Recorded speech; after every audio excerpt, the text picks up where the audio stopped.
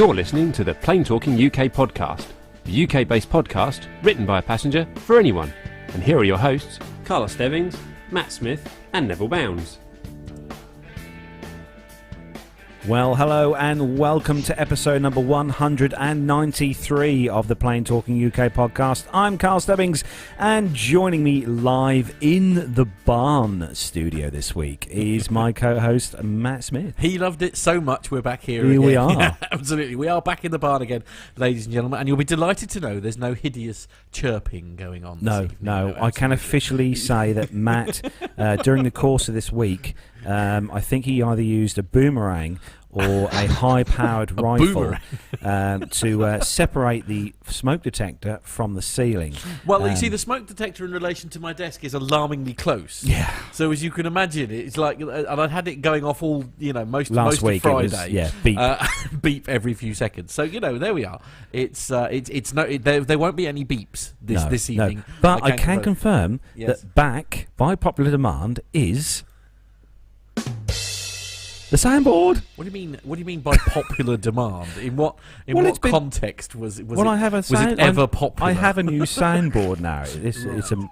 It's amazing. That one's a bit quiet. That one's a bit quiet. Yeah, I need to adjust that one. Right. No, so you got some new software on your new tablet. On the new tablet, right, on the links that you told me to buy, so I brought one. I did, yes. In fact, we like it so much. I think I'm sending one to Micah as well. So. Oh right, okay. Yeah, absolutely. Anyway. So we have got a special guest host with us this week because Nev, unfortunately, is apparently he's gone to some stag do for with the Royals. With the Royals, right, one of the Royals is getting engaged or married or something like that. Yeah. Nev's gone to his stag do because obviously Nev gets introduced. Nev gets into everything. He does. To be fair, much, so we'll have Nev back next week. But we have got a guest host joining us live on the show this week, and he's one of the amazing hosts of the Airplane Geeks podcast. It's the executive producer. No, you did that last time. It's not. All right, associate producer. I'm so sorry, Brian. I even briefed him before we started. I didn't read the show notes. Oh, right, yes. Okay. But I love the promotion. Though. Okay, Thank you very much. Shall I just say second in command? No, I don't. To what? 2IC, second in command. 2IC. Oh, it's a military thing. Is it? Okay, right. So, talking about those grey things again, aren't you? I know. Yeah. So anyway, Brian Coleman, welcome on to the show. Hey guys, so great to be here again. Really appreciate the opportunity to talk with everyone and join PTUK. Bless him, he's so polite. He doesn't mean a word of it. But anyway, so true. It's nice to have you back, Brian. Also, I'm really glad to hear though that Nev is in the presence of Royal and with Prince Harry and the engagement and all. It's so nice that you guys are getting some fresh blood in the gene pool. Careful, there. Careful. We're very, very family happy family show. Oh, we haven't got that. We haven't got that one. No, we don't. That's APG. Because I'm here. I know. You don't need a soundboard when I'm sat here. Anyway, yes. No, it's nice to see you on, Brian. How's things with you anyway? Have you? I'll take it you've been busy with the geeks. I have. It's we've been planning a lot of the guests to round out the end of the year, and it's certainly been busy. I've been fooling around with a 3D printer, trying to learn about that. Ooh, so tell me more about that. Wow. Sorry, I'm so excited. I'm just making noise now. Sorry. I'm surprised you ain't got one of them though, Matt. Yeah. Well, what are you doing with that? Sorry, Brian. Yes. What? A 3D printer. What's? Printing all sorts of stuff and bits and bobs and whatever else you say in England. Right. A friend of mine has a business where he's doing a 3D scanner, where you can use your cell phone as the camera. So you could print your own scanner, use your cell phone for it. He's doing the software, and I'm kind of being a beta tester for him and learning about 3D printing. So an awful lot of fun. This is very, very cool indeed. It's I thought you were going to say, Brian, that you're building and designing your own aircraft. Yeah. Steady on 3D printing. Yeah, 3D printing. Yeah. Well, they do use them for parts now. They do, yeah. They actually print 3D parts. I think we've done a story on that not so long back, actually. Yes, that's probably why I know about it. Yeah, we did a story on Airplane Geeks over General Electric doing their printer for their 3D parts. So yeah, very much so. it's a brand new fledgling industry. I think that it's about where the computer industry was in the late 70s, possibly early 80s. An awful lot of standards, an awful lot of people doing innovative stuff, but it's not a consumer product yet. So little way to go yet. We'll be in 3 to 5 years, but not yet. Not yet, yeah, little way to go. It's tech. There we are. So we're going to welcome everyone who's joined us in the live chat room tonight. Loads of names, as always, in there. Our main man, Micah, the blue spanner of deaths in the chat room. Yes. Mariana, Mash is in the chat room. Liz is in the chat room. Shorty Cosgrove, Jeff Braithwaite, Richard King, Julian Garwood. We've got Flyer152. Ooh. We've got Lane Street, who's in the chat room as well. Jenny Parkinson, Graham the lovely Haley. Graham Haley's in the chat room as well. Yes. Lots of names here, I reckon. Brian T. Coleman's in the chat room. Never That's heard always of good. him. First Officer Mike, hello to you. Just scrolling down the list here. Jenny Parkinson Jenny from Rome. Jenny from Rome. Oh, hello, Yes. Jenny. Hello, Jenny. Do you know what I'm seeing there? I'm seeing a beautiful hello, list. Armando. Hello, legend that is. Armando, we met Armando. We did, absolutely. At the Goodwood meetup. No, and he's decided that he's going to try and cure me of my grey disease, isn't he? Oh yeah, he is. Yes, Gonna try that is his mission, and I'm going to take him up on that in the new year. Actually, we're going to try and sort of cure me of my not understanding of the grey things. So it's going to be very the grey painted things. Well, Jenny says Rome is chilly. Really? We should be outside here. Yeah, it's quite fresh. Yeah, it's quite fresh. The TriStar Absolutely. van has got a smooth layer of ice on it. Has it? Yes. What is the temperature where you are, Sir Brian? Inside the house. No, I'm not worried about inside. I assume it's not freezing inside, obviously. Inside the house. It's What's that warmer outside. What's that? I actually need to go outside to warm up. What's that in real money? 63. That doesn't mean I anything don't to know. me. We do things in We dot do Cs fancy, here. yes, Celsius here. 18, 19. Oh, very good. Yeah, that'll do. Yeah, Okay, that'll do. that's all right. Something That's like what that, it is yeah. in here, to be fair. But then that's quite warm for us. Yeah, but it's probably 24 outside right Oh now. right. Oh okay. Open a window then. Let some heat in. Yeah. Well, then I'd let the sound in too, and I want to sound as good as possible. Okay. Yes. Well, it's only us. It's all right. I shouldn't worry about it. Anyway. So going back to the Should we do something aviation the notes of related, show, shall we? the show notes. Oh, Yeah. So you won't desist with this, will you? no, we have to use them. Show notes. I know. Boring. I know. Anyway. Well, Nev reads them anyway. I know. And Brian. Yes. So no, this it's just, no. I know it's just me that doesn't read them. It's fine. so this week Am I all right with that? Shush. Okay. I'm sorry. I've had a bit of a funny day, ladies and gentlemen. I had to play Santa Claus this afternoon. I've had a very strange You had to wear a afternoon. Santa suit and everything. Honestly. Did you have any children pee on your leg? No, they're not. Well, no, not allowed to sit on your lap anymore, Brian. You see, there are strict rules about that's that true. sort of thing. No. What? No. What are you, a member of U.S. Congress? You have a sound Sorry, off for the I was love. taking a drink. Honestly, too I was late having now, a innit? drink at the time. Oh dear, I give up. Quit. That's it. Anyway, so carry on. Yeah. They're all very excited here. They're saying, "Oh, Matt, Santa, love it." I'll tell you what. Look, I'll do you a deal. All right, we're going to do a Christmas show very soon, and we have changed our mind. It is going to be live now. Yeah, don't panic, guys. So don't panic. We are going to do. Yeah. We had such a massive abuse is one word. Backlash of abuse Absolutely. after we announced that the Christmas show wouldn't be live. So the Christmas show will be live. Is it still? Sorry, Julian. Is it still snowing in Lowestoft? Because I know it was snowing in Lowestoft yesterday. It's very unusual to get snow in. It's unusual to Lowestoft get right on the snow coast. anywhere. Well, we don't get snow, do we? We get snow. Snow. Yeah. Yeah. Anyway, yeah. Sorry. So, getting back to the sorry, show where notes. are we? Where are we? We have show notes. So yes. So on this week's show, we've got Yes. lots of news, which Have is we? Oh, good. which is always good. Right. But we all are also announcing our Christmas competition. 0 degrees of where Masha is at the moment. Oh, yeah, sorry. You Low- carry on. I'm just reading the chat. Yeah, You just carry on. Turn Mike's Matt. Mike's Mike's Matt down. Matt's mic down. It's going really He well, doesn't ladies read and the gentlemen. show Really notes, well. only reads I'm the- reading the show notes now. Leave me alone, everyone. Yeah, just you read the show notes while I actually read them. So this week we have got our Christmas competition to introduce. We've got some amazing prizes. We're going to give you those details at the end of the show. Matt and Nev, you've seen the prizes because I sent you I have. the Yes, I had various photos pictures and and everything. photos of the prizes, and they are fairly awesome.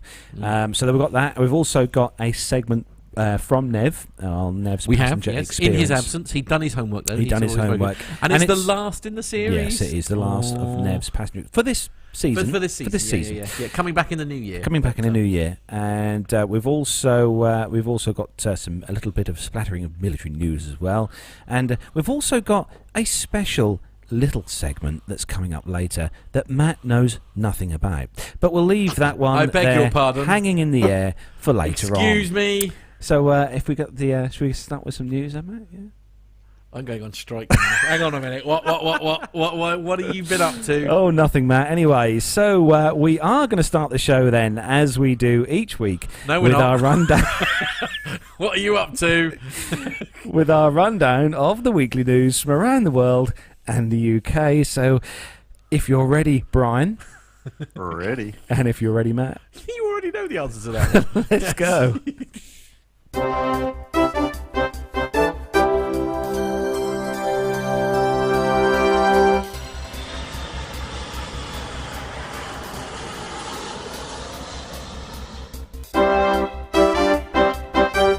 Did I mention I don't like surprises? I don't know if that came up in conversation.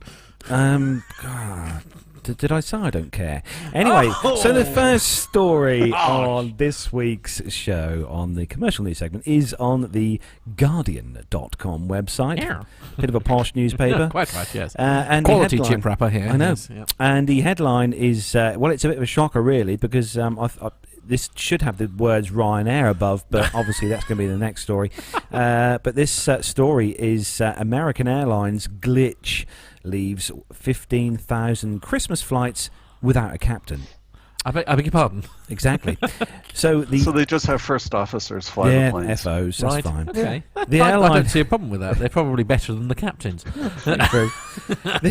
The airline is scrambling after a scheduling I don't go on a mishap. plane very often. It's fine. So the airline's scrambling after a scheduling mishap, offering overtime pay and flights to on-call pilots, leading the pilots' union to lodge a protest. A scheduling glitch has allowed all American Airlines pilots to take time off during the Christmas week, leaving the airline scrambling to find pilots to operate thousands of flights over the busy Christmas holiday period.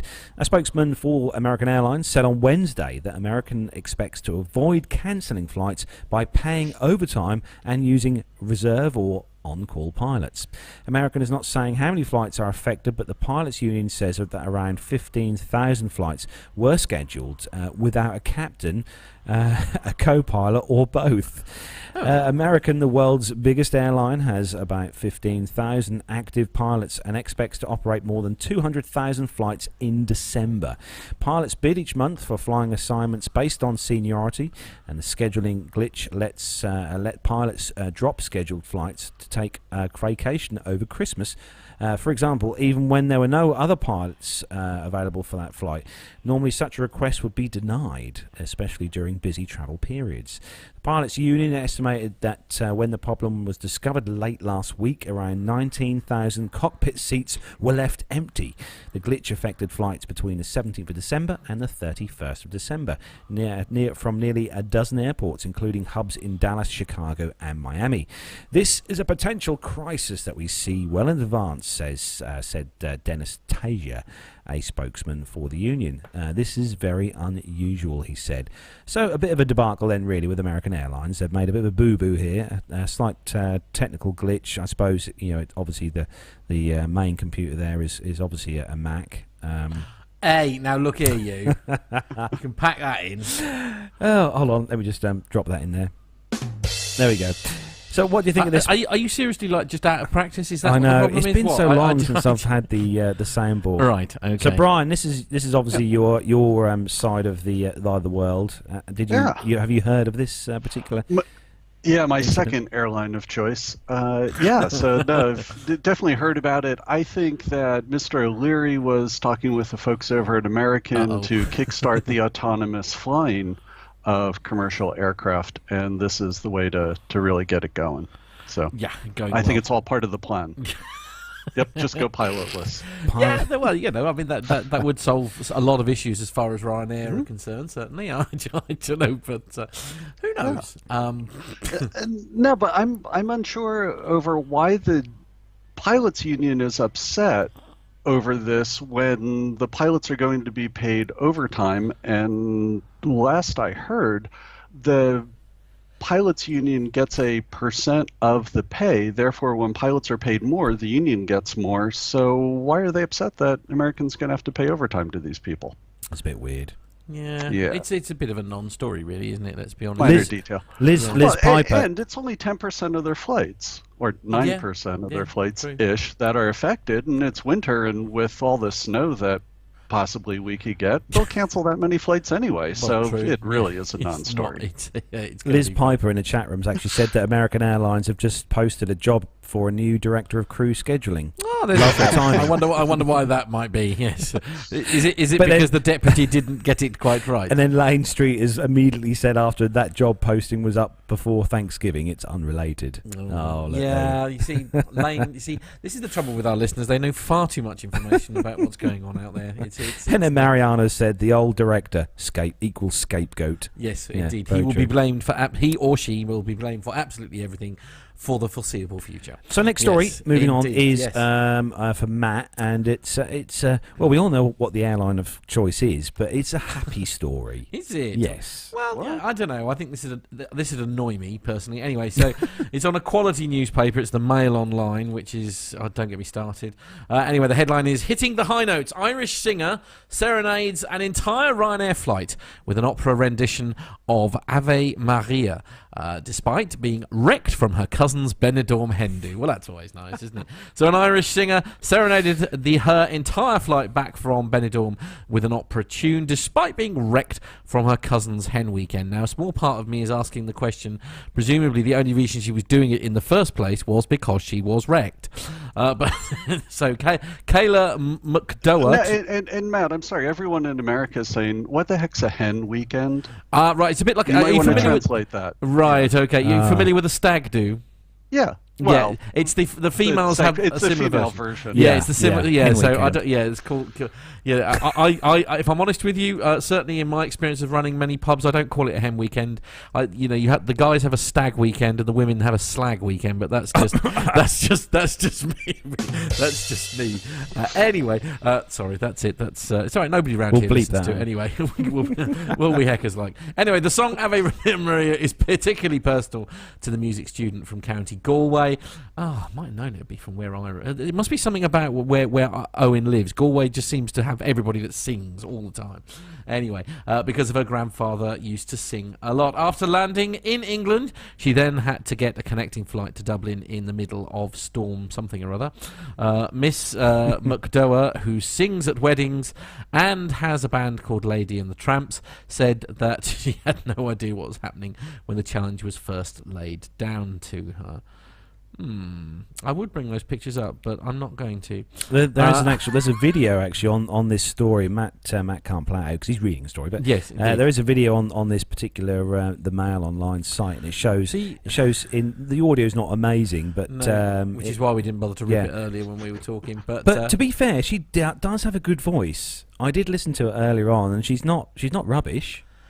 See, she does look absolutely hammered there. I'm sorry, ladies and gentlemen. The only reason she's doing it is because she's a big head and she wanted to show off. I'm sorry. Well, no, I think she was upset with the standard of entertainment on board the Ryanair flight. The IFE was probably not up to scratch. The in-flight entertainment wasn't up to scratch. Oh, no, there isn't none, is there, on them?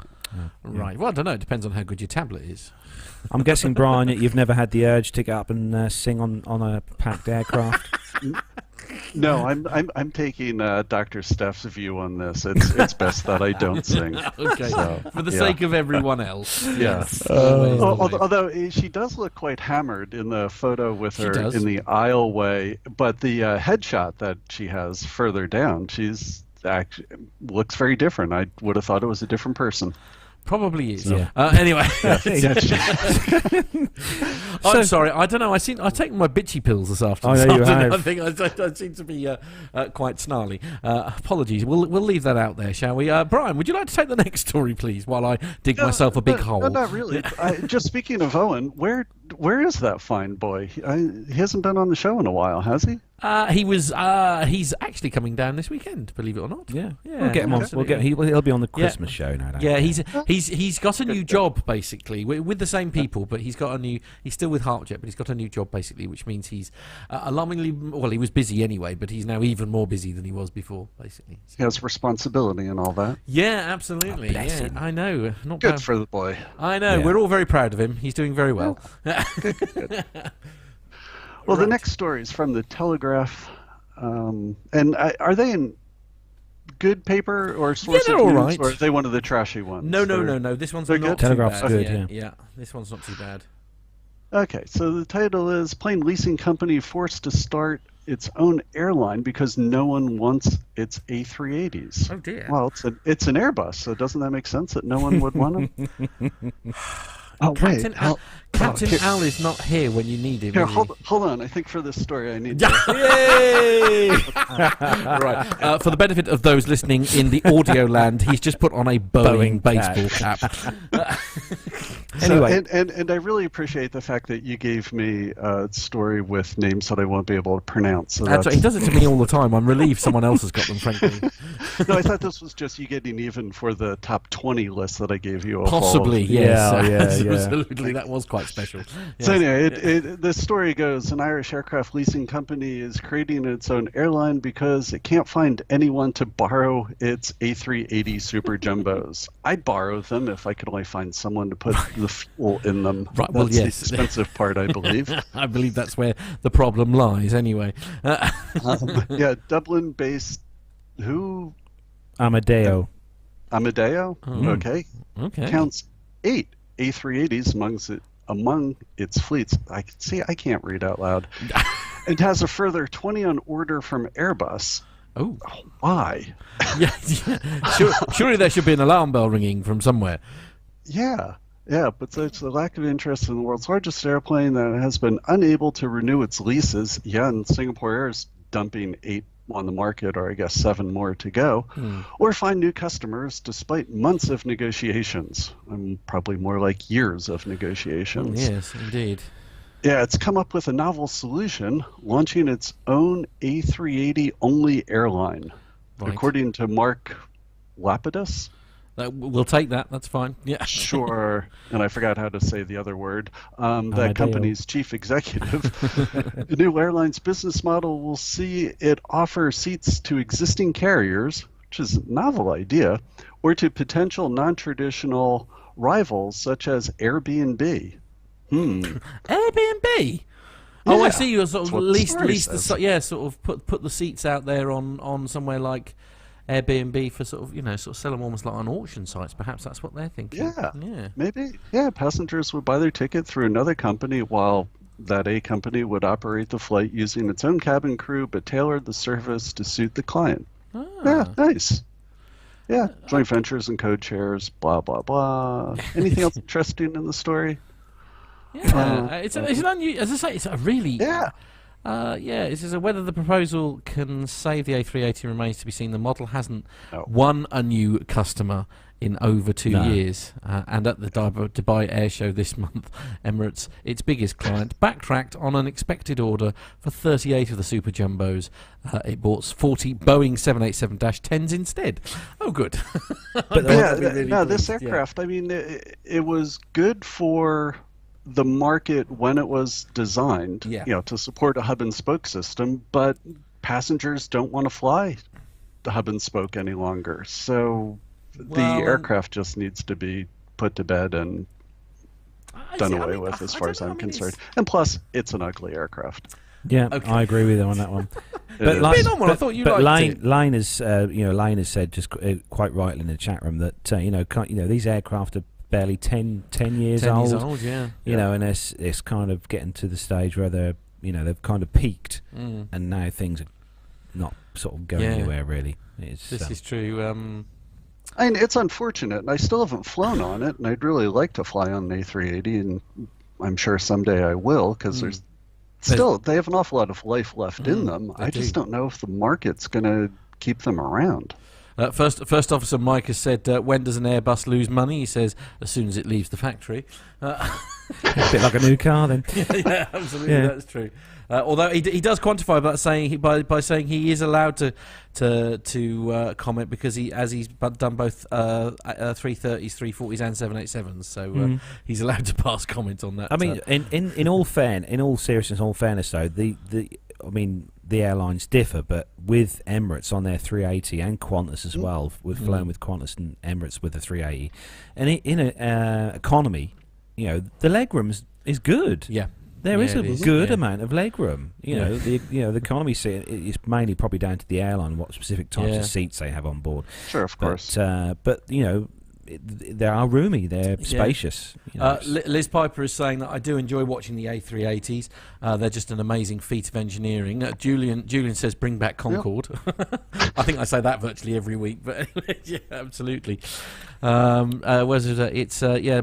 reckons it's a lovely airplane. The cockpit should have been placed on the upper deck, and it would not have been quite so poor in its looks. Perhaps that's where the issue is. So lying. it needs a facelift, is what he's saying. Exactly. Yes, I think basically. It's and also sort of suggesting, as Lane Street was saying, I wonder if Airbus has actually made any money on the A380 yet, and it rather suggests perhaps they haven't. No, they did. We did a story on the Airplane Geeks last week, I believe. So that's very handy timing. Yeah, there was a very short period. I can't remember the details of it. Maybe 2 years, possibly 1 year, where they made money. But now that they've cut back production, they're back to losing money again. Really? So filling the rest of the orders for Emirates is going to cost them money. Really? Oh, yeah, which again is just silly. I would just kill it and sort of be done with it. Yeah. Yeah, tell Emirates that they're going to have to switch over to the A350 or get some more 777s. I don't know. Are they going to do that though? I mean, it's. I hope though. I hope that you both get a chance to fly on a 380 just to try it at some point, which I'm sure you both will at some point. Matt, I think you'll enjoy it. No? Okay. Fair enough.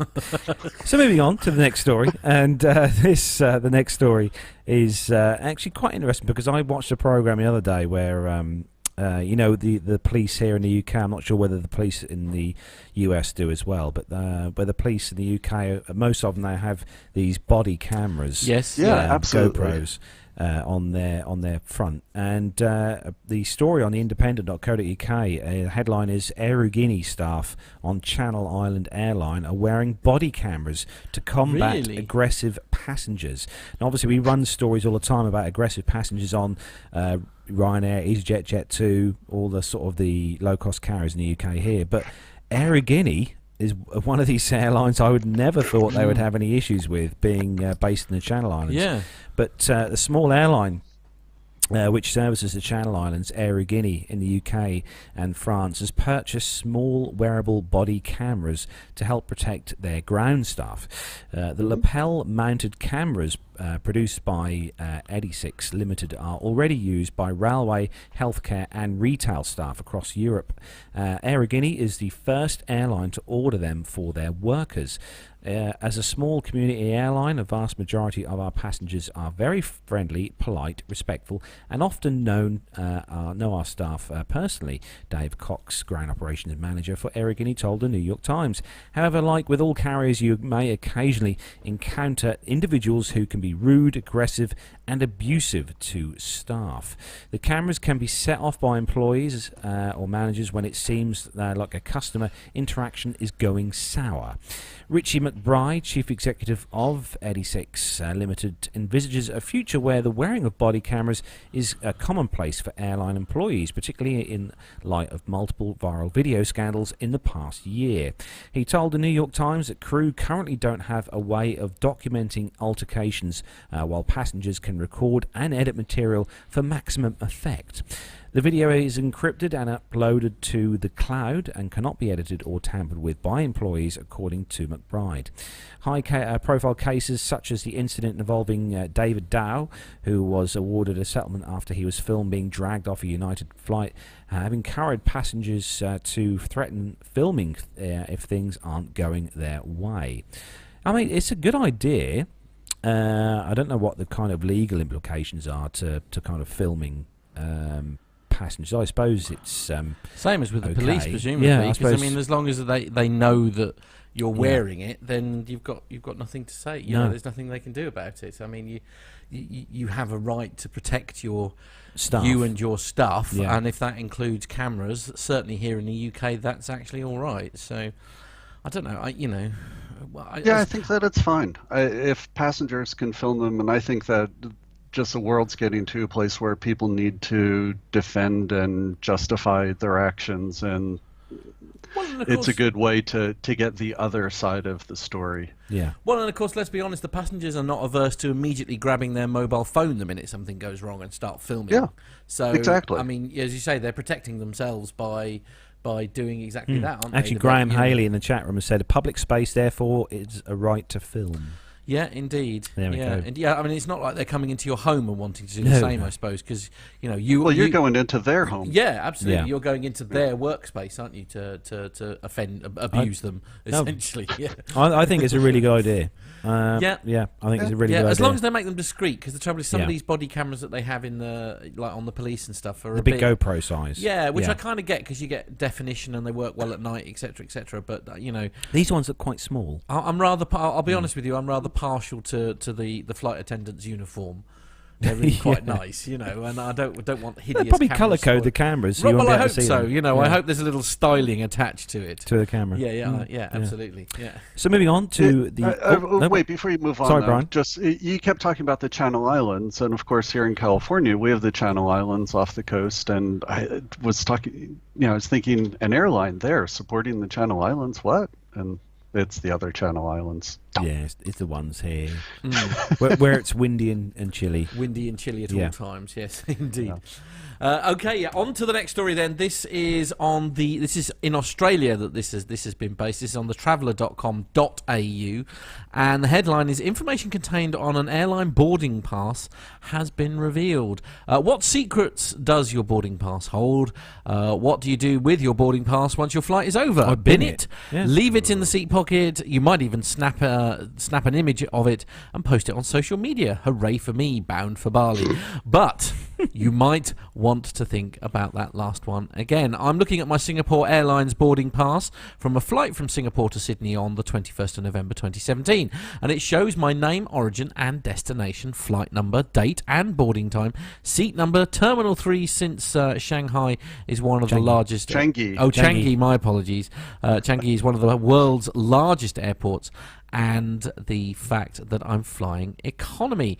Also, my boarding group number, which happens to be 4 in this case, back of the plane, although many passengers happily disregard the boarding sequence, which means I'll have a slow trip to my seat. There's also a long strip of numbers, which is my e-ticket number, which appears as ETNO. In the case of Singapore Airlines. Below my name on the larger portion of the tear-apart pass are the letters KFES, which means I'm a silver status Singapore Airlines flyer, which qualifies me for nothing at all, followed by my frequent I'm sorry, flying. that part was hysterical. Absolutely qualifies me for... and so true. Yeah, absolutely. Being a 1K on United, it qualifies me for just about nothing as well. Indeed, absolutely. Yes. So there are a few boarding pass variants from one airline to another. Some features include a 6-digit alphanumeric code, your passenger name reference. The PNR tells the airlines who you are, your itinerary, meal preferences, and any special requests. Some airlines will stamp a single letter on your boarding pass. This is the fare basis code, and it tells the airline what fare type you're travelling on. And Matt, if you remember from a few weeks ago, I asked you what fare basis you were traveling on. Yes, and I had no idea what that means. Yes, absolutely. And now you do. Now I do. And actually, and it was economy. It was economy on the way out, and accidentally it was economy plus on the way back. But anyway, there we are. No, because I didn't realise when you're right at the very back of the aeroplane on this particular 767. You lost about 2 inches of legroom, which was basically the difference between me being able to get my legs behind the seat or not. And I sort of had to explain that, look, if you're happy for me to have my legs in the... Oh, no, sir, you need to put your legs behind the seat in case we have to blah, blah, blah. And it was like, well, look, I don't know what to do here because I can't not, so it's not possible. Hello, he's reading. I'm just reading. It just said the fare basis code tells the airline what fare your basis you're travelling on. Yeah. Says and the chances of qualifying for an upgrade should one become available. It could be Y, which signifies an unrestricted economy fare, Q, which is a discount economy ticket, or no privileges, and if it's a J, happy you're in business. So in future, Matt, if you see the J stamped on your card, head to the business lounge head immediately. To the business lounge. Okay, fair enough. Yes, indeed. The ticket might also tell me if I'm allowed into the airline lounge, and a reminder that the gate will close in. Look, I can't read and touch the cameras at the same time, Carlos, so you just wave at the listeners while I carry on. And a reminder that the gate will close in 10 minutes before or will close 10 minutes before the scheduled departure. So I'm not really sure what we learned from this story. You just there's more information on it. If, as I say, it's saying a few countries add their own unique boarding pass identifiers. If you're flying in the US, the letters SSSS on a boarding pass means that the Transportation Security Administration has pinned you for enhanced screening. Ooh, a lottery you don't want to win. There's also the barcode. Singapore Airline uses the industry standard matrix or 2D barcode known as the PDF 417, a complicated-looking scramble etched between vertical gate posts. I'm not sure what that means. Oh, I know it. Yeah, sorry, the barcode that it's reading when you go through security.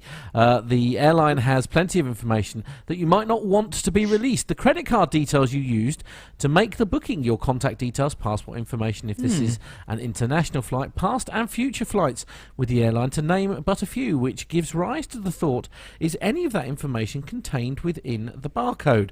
I snapped an image of the barcode on my Singapore Airlines boarding pass and used Inlight Research's online barcode reader to unscramble the image, and what came back was my name, flight number, route, date of the flight expressed as a Julian number, class of travel, the fact that I'm a Singapore Airlines frequent flyer member, and my membership number. There was also a 29-character alphanumeric string which bears no relation to my PNR or my e-ticket reference number, which, as Singapore Airlines advises under the accompanying notes that came with my e-ticket, should be kept confidential. Very similar to the information as featured in plain print on my boarding pass, in other words. So what could happen if someone with malicious intent was to get hold of my boarding pass and decode that same information? Nothing that could credibly be used to hack my current airline booking, get into my frequent flyer account, or reallocate my meagre points, manipulate my bank account, steal my identity, nor any of the other horrors that a vivid imagination might construct. The reason Wait, Matt, I'm sorry, I need to stop you there. Okay. If they have your name and your credit card number and all, and they're saying that, you don't have to worry about that, I think the author of this story is rather silly. Right. Okay. Yes. Maybe they should worry about that. Yeah. Yes, absolutely. They probably get their flights paid for by the traveller.com.au. Right. Okay. Well, yes. Fine. In which case, it's just the company credit card. Nobody worries about that. Okay. Yeah. When we got back from Dubai, I think I put my boarding passes in the recycling bin. Right. Yeah. Yes. Perhaps I shouldn't have done. I'm not entirely sure. I'm not entirely sure what they're trying to get at. I mean, when you look at the boarding pass, I've never seen any credit card or debit card details or any bank account what they're worried it's about in the is barcode. Yeah, that's what they're worried about. Is that information is buried in the barcode, and there are free tools online where you can decode the information that's attached to that. I think barcode. I need to go home and go in my bin. Right, and shred it. Well, yeah, shred it. But you see, all jokes aside, I mean, a lot of people do that anyway, don't they? Where they shred everything before they put it in the bin anyway. Oh, we do most stuff, yeah. Yeah, so indeed, you should just sort of stick with that, and away you go. There's just a bunch of personal information on the boarding passes, on most airlines' boarding passes, and yeah, I think people should be more careful with it. Plus, there's the idea of just, if you post it online, you've told the entire world that you're not at home. That is true. Yes. Yeah, absolutely. Hello, burglars. Which doesn't that give an opportunity for someone to come knock on your door? Or do help yourself to all of my personal things. Yeah, but normally in that particular situation, if I'm not going to be on holiday, I'll put it on social media. I'm going to but to an that's because airshow. I'm usually in your house. That's because Matt's in my house normally, so it doesn't matter. Absolutely, yeah. He sends his own guard dog, ladies and gentlemen. It just so happens that this particular time, Matt was in New York, being very and I was in selfish, enjoying Dubai, himself, so yes. I had to find someone else to house sit or poppy sit actually. Indeed. And you're okay with Matt rummaging through your underwear drawer and medicine cabinet and all that? Medicine cabinet, yeah. He knows where that is. Brian, what I do in my own time is no one else's business, frankly. Anyway, moving swiftly onwards, shall we say, yes. on to the next story. And Brian, I think this one is for you. Yeah, from, travelandleisure.com. Nice good. magazine. Says you can snag really cheap flights if you're willing to fly on this new airline for hipster millennials. Oh, dear. It's old June again. I've already Makes glazed me over. not want to fly on them at all. Yes, I've already nodded off. Yeah. Millennials have a new way to travel in style when Air France's new airline, June. Do we decide, is it pronounced June? Mm-hmm. Or are we just going to call it June? Yeah, why not? Yeah. Okay. Let's June call it starts that. operating flights this Friday, December 1st. Ooh, That's today, isn't that's it? today. It Woohoo. is indeed, yeah. Congratulations to them on their maiden flight, if they've made it. If it survived, yes. Yeah. Made for flyers between the ages of 18 and 35, June will start by offering medium-haul flights out of Paris Charles de Gaulle International Airport to European hotspots like Barcelona, Berlin, Lisbon, and Porto. Is Porto in Portugal? I'm showing my European ignorance here. I want to say Look at yes. me. I don't know. I want to say yes. Moving on. This Friday, starting at $46 one way. Seems quite reasonable. That's very fair, isn't it? Yeah. In March 2018, the airline will also offer $46 one-way flights to Istanbul, Naples, Oslo, and Rome. Yay. We'll go and see Jenny. Jenny, get the kettle on. So Yeah. We'll be there in March. yes, absolutely. Plenty of time. Meanwhile, long-haul flights to... Fortaleza. Yeah. Fortaleza. Yes. Fortaleza. Where's that? Fortaleza. Fortaleza. In Italy as well? Yeah. Okay. Brazil. Yeah, Fortaleza, Brazil.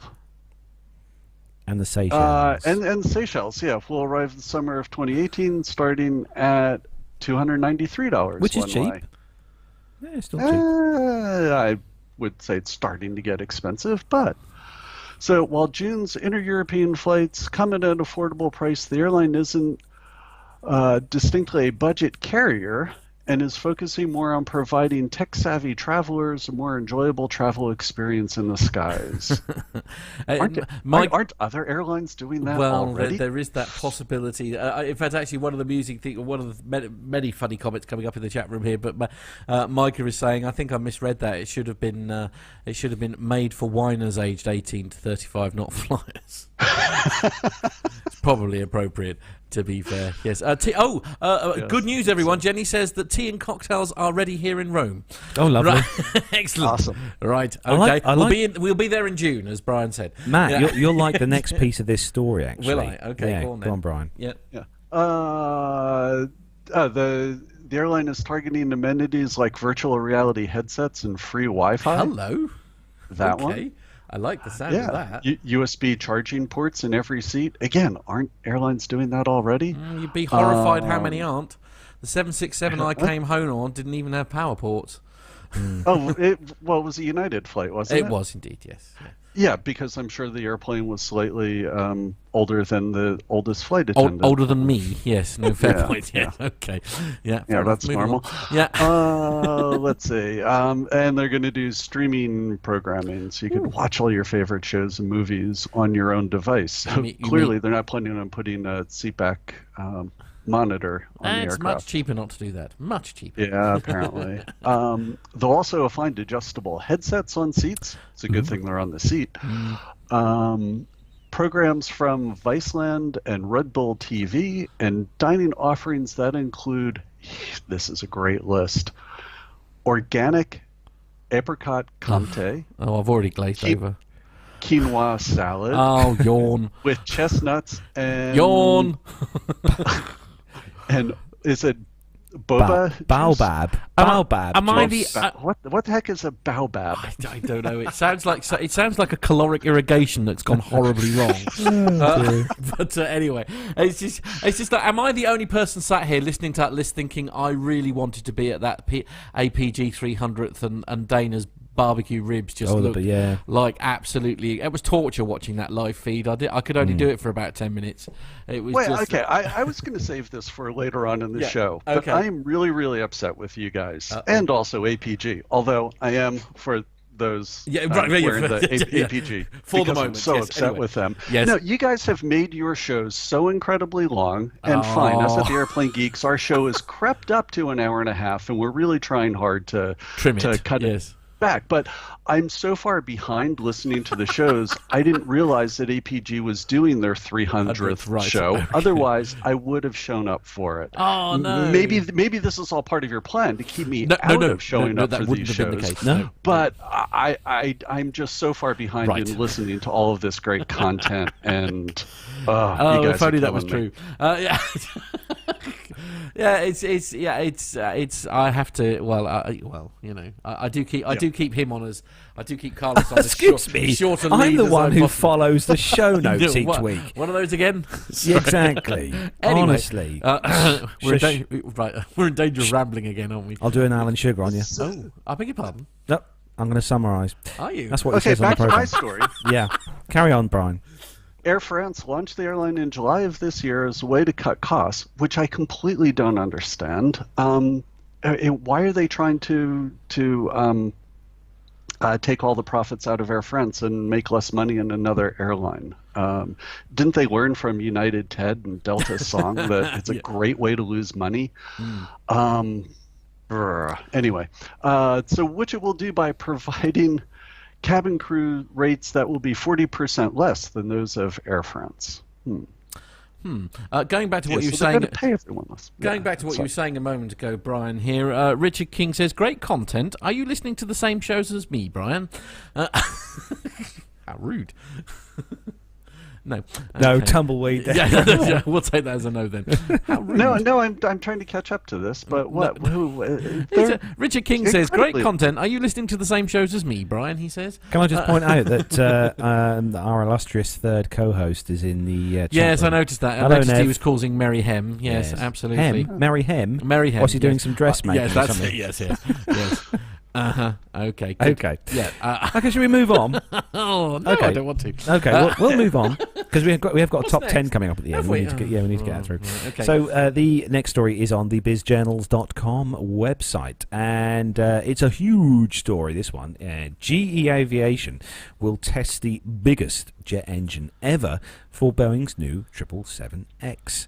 So the story goes, GE Aviation is preparing for flight tests of the biggest jet engine ever, which will power Boeing's new 777X wide-body jet. The company has installed a GE9X test engine on the left wing of a specially modified Boeing 747-400 test aircraft in Victorville, California. See, look, there is a good use for 747s, let's see. And the engine will be tested alongside the 747's jet's 3 other regular engines. It's getting close, they said. They're completing a bunch of ground tests right now. GE Aviation spokesman Rick Kennedy told the Business Journal. He says they're shooting for flight tests for late December, but it will depend on the weather. The latest in a series of tests the engine must complete to earn Federal Aviation Administration certification and be deemed safe to fly on Boeing's biggest commercial jet airliner by 2020. A video on GE Aviation's website said the composite engine fan blades for the GE9X are being tested at an unidentified facility in Seattle. Kennedy said the facility belongs to Boeing. And Boeing is gearing up to manufacture the 777X in Everett. First deliveries of the 400 to 426 25-seater aircraft are expected in 2020.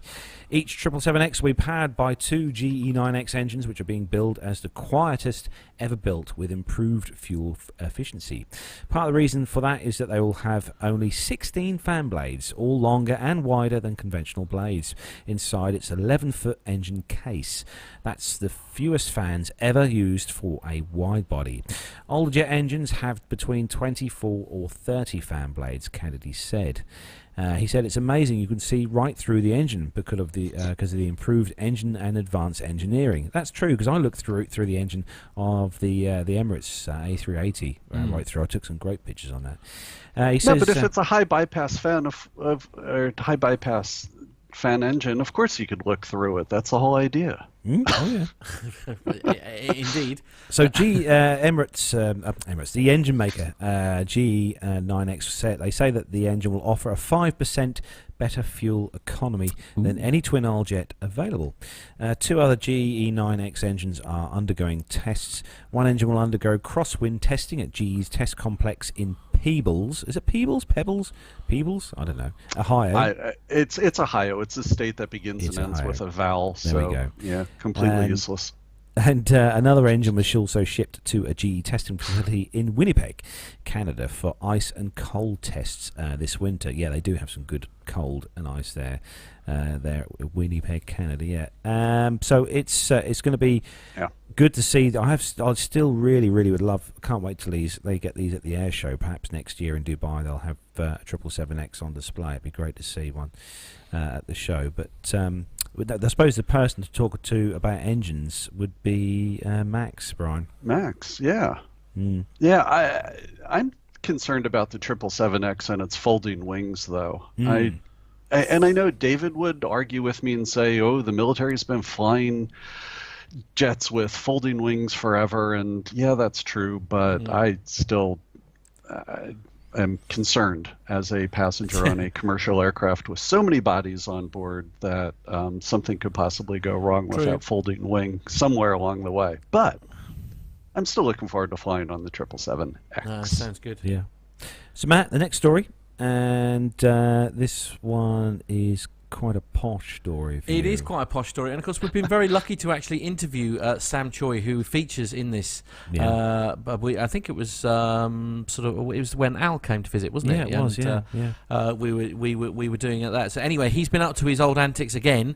It's the travel and leisure website that we're taking this story from, and he's asking, what's it like to fly on a £70,000 an hour private jet? You can eat your own meals on a heck of a lot of fun. Well, indeed, the answer. If you have it, yes. Actually, Matt, what I love is the name of the airline that owns this private Dreamliner. Dearjet. Yeah. Okay, it's a bit like Learjet, only dear. Absolutely. Quite dear this one. Quite dear this one. Yes, absolutely. Anyway, if you thought that you were fancy for flying first class, then it's time to think again, because Boeing's private 787 Dreamliner is totally the next level. The plane opened its very luxurious cabin doors to reporters at the Dubai Air Show in early November. Why didn't you go and see this one, Carlos? I couldn't get on board. Oh, okay. You should have seen the queue. Oh, really? Was it quite? And showed everyday folks. So you mean Sam Choi was there and you didn't go and see him? Honestly, you failed me. Anyway, the plane opened its very luxurious cabin doors to the reporters. I'm being really horrible this evening. I don't know what's the matter with me, ladies and gentlemen. I'm very sorry. I think it's because I had to be nice to children all afternoon. I think that's what it is. Anyway, in early November, and showed everyday folks just how the astonishingly rich and famous can fly. The plane, which can usually fit upwards of 325 passengers, has been totally transformed into a flying oasis for just a select few travellers. Aviation blogger Sam Choi, who was lucky enough to step on board and share the entire experience with his followers in a YouTube video. And as Choi showed, the luxury began the second he stepped on the plane, as crew members helped him swap out of his shoes for a pair of comfy slippers. Next, Choi showed off the plane's over-the-top entranceway, which looks closer to a 5-star hotel than an aircraft. The entry then flows into the plane's main lounge area, which again is completely transformed into the lavish dining and relaxing area that can hold up to 16 guests. Is that all? Only 16 guests at any one time. There, guests can either cozy up and watch a movie on the plane's lounge chairs, or have tea time or meals made by the onboard chef, all served on fine china. But yeah, I'm going to stop reading this story because it's depressing me, frankly. Basically, it's if you thought getting Pip to fly you around with a safe jet crew, then think again. £70,000. Honestly, that's appalling. For those of you who may have listened to the show when we had Sam Chewy on the show, if you follow him on YouTube, you'll be able to watch the video which he took of this on YouTube, on his YouTube page.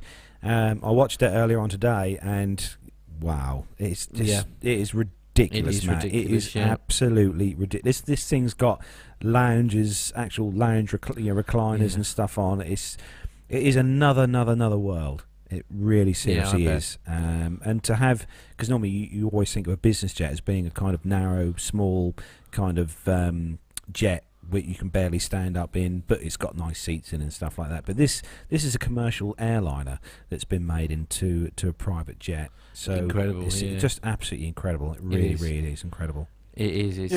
When Rob Mark and I were out in Las Vegas and attending the NBAA show, we were on the Boeing 737 BBJ. Oh, the BBJ, and it was decked out with a shower in the bedroom and the dining area, and it was quite nice, even for a 737. So I could just imagine the 787 being that much nicer.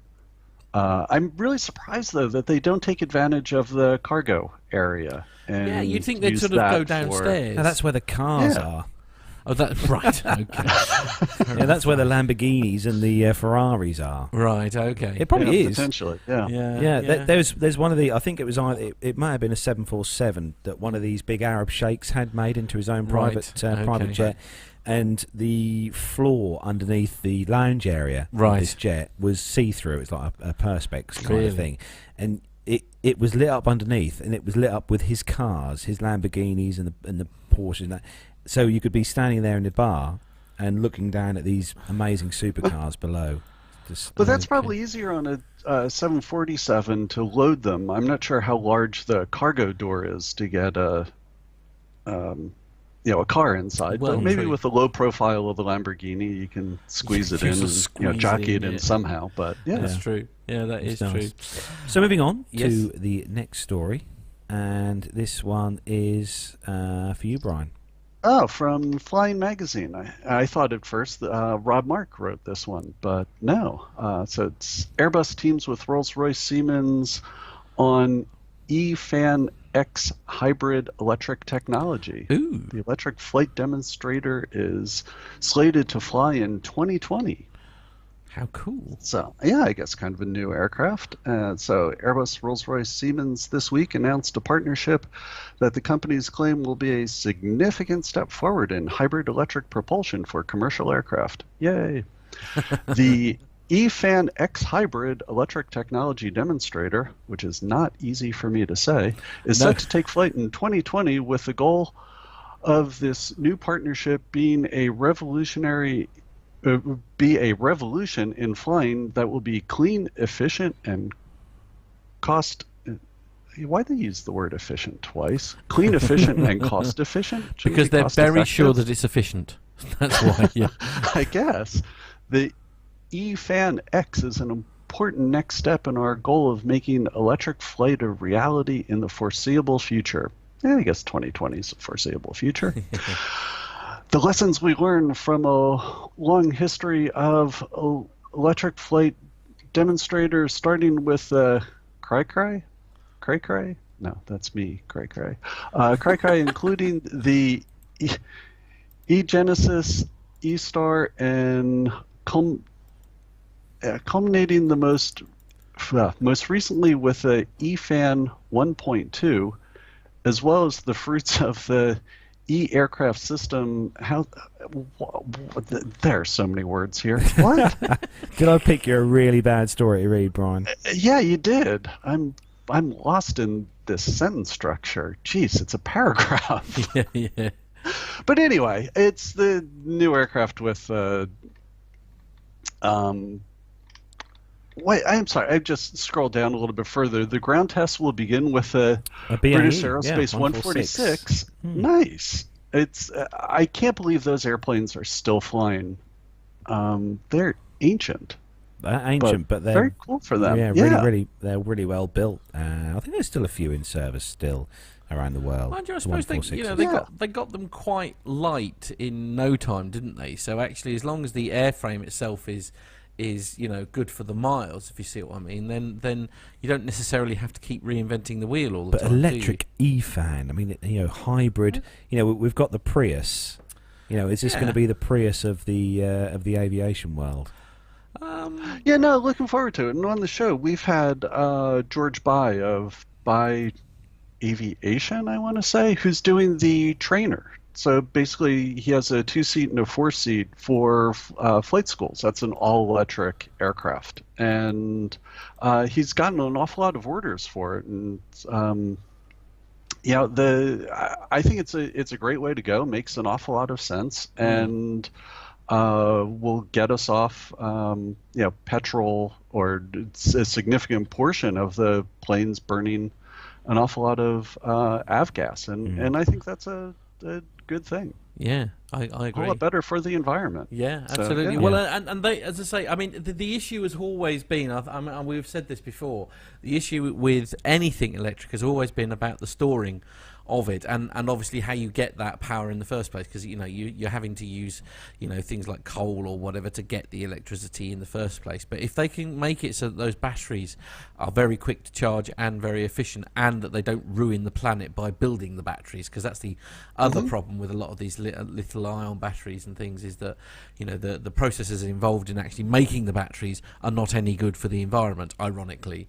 So it's if they could just iron all that out and make that work well. Richard King said they're going to need a very long extension lead. Yes, they are. Yes, especially going round the world. Yes, absolutely. We just have a massive cable car. Can't we just have a massive cable car that goes from one side of the Atlantic to the other? No. Well, another guy that we had on the show, which was really interesting, he has an engineering firm that's dealing with thin films, and he's saying that in the next few years, he's going to have solar cells that will be able to be put on the outside of Charge aircraft. While you're going. And just how thin they are and how light they are, I think that's another great alternative for providing, if not power to supply the engines, the other electrical features of the aircraft. Like running the air conditioner, for example. Right? Or IFE systems. Yeah. It's and then therefore you're not putting. Although I don't know.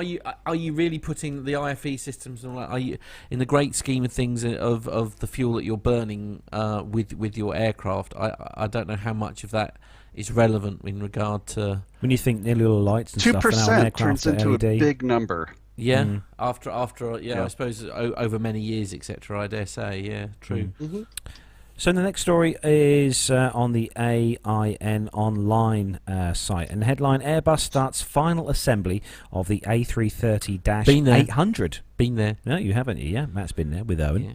Airbus has started final assembly of the newest member of the A330neo family, the A330-800, in time for the planned first flight in mid-2018. The manufacturer announced on Wednesday.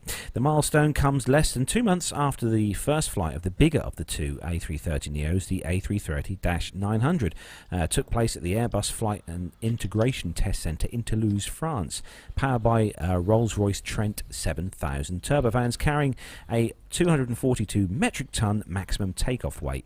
The A330-800 can fly segments of up to 7,500 nautical miles, while the recently launched 251 metric ton variant can reach as far as 8,150 nautical miles.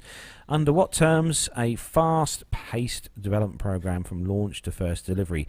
Airbus has embarked on a 1,100-hour flight test campaign aimed at achieving EASA and FAA type certification for the A330-900 around mid-2018. The company plans to invest another 300 flight test hours in the smaller A330-800 variant, and the European manufacturer said it would perform flight testing in an airline-like operating environment intended to ensure maximum aircraft maturity and reliability at entry into service.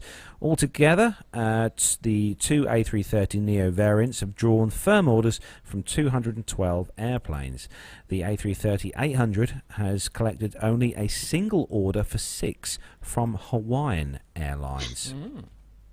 And there was a picture, actually, I don't know whether Matt put it on the screen, but of the production aircraft in there. But yes. I need to get there next year, Matt. I think we need to plan another visit so I can visit the plant at Toulouse. Right, okay. That'd be quite good. Yes. Should we do that? I'll pass that to our travel department. That is Owen, and because he's very good at finding. I think he's almost better at finding cheap places to stay in flights than you are. Blimey. I know. And I spend hours on the internet. Well, looking, absolutely. So anyway, we're going to story. backtrack on. Wait, Carlos, before you move on, yes. Do you still see a need for the A330? They've only sold 212 of these. The 800, they've sold 6. Why not just convert all those orders to A350s and be done with it? And if you're going to shoot the A380, why not take out the A330 while you're at it? I just see this as a pointless plane. Going by my experiences last month on the 330, flying to Dubai and back, I didn't like it very much. Didn't you? No, it's just I tell you on the show, was it last show or the show before? It was blinking noisy. Right. Obviously with the Neo, it's got new engines, so it could be a lot quieter on board the aircraft. But I thought the 330 was incredibly noisy inside the cabin. Might just be me, but that was my view on the 330. But no, I see what you mean, Brian. It does make better sense, I think, for Airbus to sort of put all their eggs in the fewer baskets than opposed to the many baskets they currently have. Yeah, and from a passenger capacity standpoint, it's just so similar to the A350. I just don't see the point of this aircraft any longer. No, that's a fair point. We're going to bash on because we are going to run out of time if we're not careful. Sorry. So it's, hey, no military. Captain Al will be happy. No. Anyway, the Telegraph is travel destinations is the part of the paper that we're covering, and the headline is an airport just broke the record for the most flights handled in a single day. This is mental. Right, a surprising airport has cemented its claim to being the busiest in the world after breaking its own world record for a number of flights handled in a day. Mumbai's... Oh, I hate you. Anyway, a big airport in Mumbai... Chhatrapati Shivaji. Right, okay, I'm never saying that. Anyway, Mumbai's International Airport hosted 969 takeoffs and landing over a 24-hour period, the most ever for a single runway airport and surpassing its previous high of 935. The period ran from 5:30 a.m. on Friday, that's the 24th of November, to 5:30 a.m. or probably should have been 5:29 a.m. on the Saturday. The Indian hub actually has 2 runways, but because they cross over each other, only one can be used at any one time. Using a solitary runway puts it in the same league as London, Gatwick, San Diego and Geneva, but it trumps them all. The said airport typically handles more than 900 planes a day, but this increases when there are additional private jets and charter aircraft taking off, as happened on Friday. We hope to cross 1,000 aircraft movements per day soon, a spokesman for the airport told the Times of India. I mean, they must be so stressed in that tower. I'm sorry. 969. That's like nearly 1,000 flights in and one that is their day. target. They're saying in that story that is their target, is to hit 1,000 flights a day. Crazy. Leaving from that airport. I mean, it's just. 500's a lot. It is. Yeah, no, I'll give you that. Yeah, no, it is definitely a lot. Yeah, it's a frightening. What do you think, Brian? Over the being busy? I'm sorry, I was reading the chat room. I can't multitask. Right. No, fair enough. Yes, yeah, it's just crazy busy. I don't know. I mean, I'm amazed they can do stuff like that and it not become a problem. Do you know what I mean? I'm amazed it doesn't. Well, especially with crossing runways, yeah. Yeah, absolutely. Yeah. It's I mean, that's, as I say, that must be so stressful for the tower team. I just or the pilots. Or the pilots, yes, absolutely. You've got to have eyes in your proverbials. Exactly. Yes, indeed. But it is amazing figures over. That is I'd quite be happy to see if they do get to 1,000 in a day. That'd be just crazy. Yes. So moving on to the last story in the commercial news segment this week, and it is a top 10. Is it? Yeah, right. So the story is on the cityam.com website, and quite an interesting one, this one, I will say. Right. The headline is on the story is Heathrow here in the UK, London Heathrow has revealed the latest rankings of the noisiest and dirtiest airlines at the airport. Right. And so they've revealed which airlines are using the airport, which are still yet to clean up their act, with a league table for the noisiest and the dirtiest. And well, it's shall we start off with the? Shall we start? Yes, here we go then. So we're going to go with the top 10 cleanest and quietest airlines. So, in at number 10, Matt, thanks for calling that one in. So at number 10... Have you never ever listened to the charts in your entire life where you're supposed to wait for the bed to finish and then you start talking? So... oh, yeah. Number 10. In number 10, it is Spanish airline Iberia. Honestly, trying to be a bit of class to the show and he just anyway, number 9. Brian? Emirates. Number 8. It's American Airlines. In at number 7... Finnair.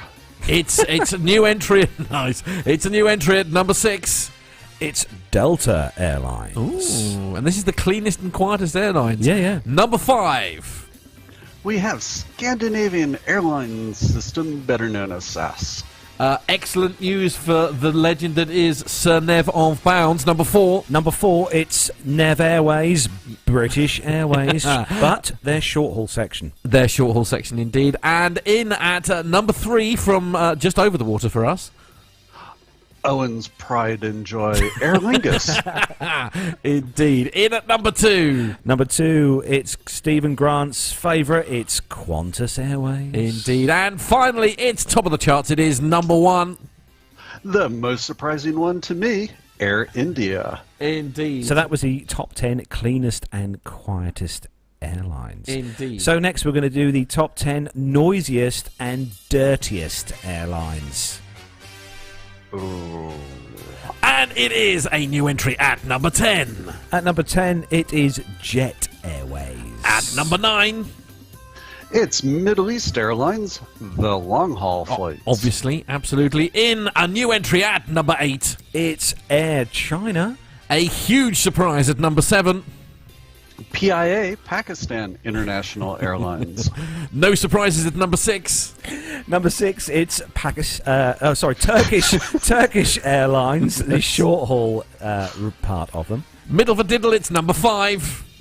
Aeroplop, the long haul. I mean Aeroplop. I knew you were going to do that. Good luck with this one, it's number 4. It's Captain... Oh, no, sorry. It's El Al. El Al. Number 3, it's one I've never heard of. Saudi Arabian Airlines? Yeah, You've never heard of them? No, I've heard of it, like Emirates and people like that. I didn't realise there was sort of... Anyway, in at number 2... They've made it in twice then. This is top 10. It's Turkish Airlines long haul. Indeed. And finally, it's top of the charts. It is number 1. Kuwait Airways. Very good. I think they're still using the 707, Brian. That's probably why.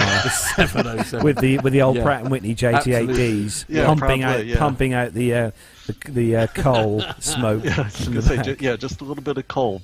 Yeah. Well, nothing wrong with that. I don't see a problem with that at all. Any comments from the chat room there on that top Hopefully 10? not. Absolutely.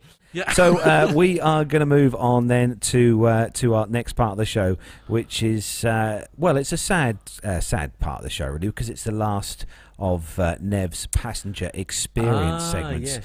So this is not the last one ever. This is just the last one for this season before we come back in the new year.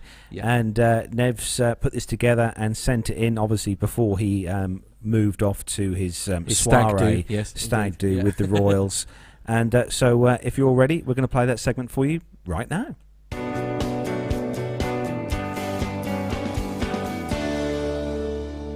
Hello everyone, and welcome to the last in this series of Nev's Passenger Experience.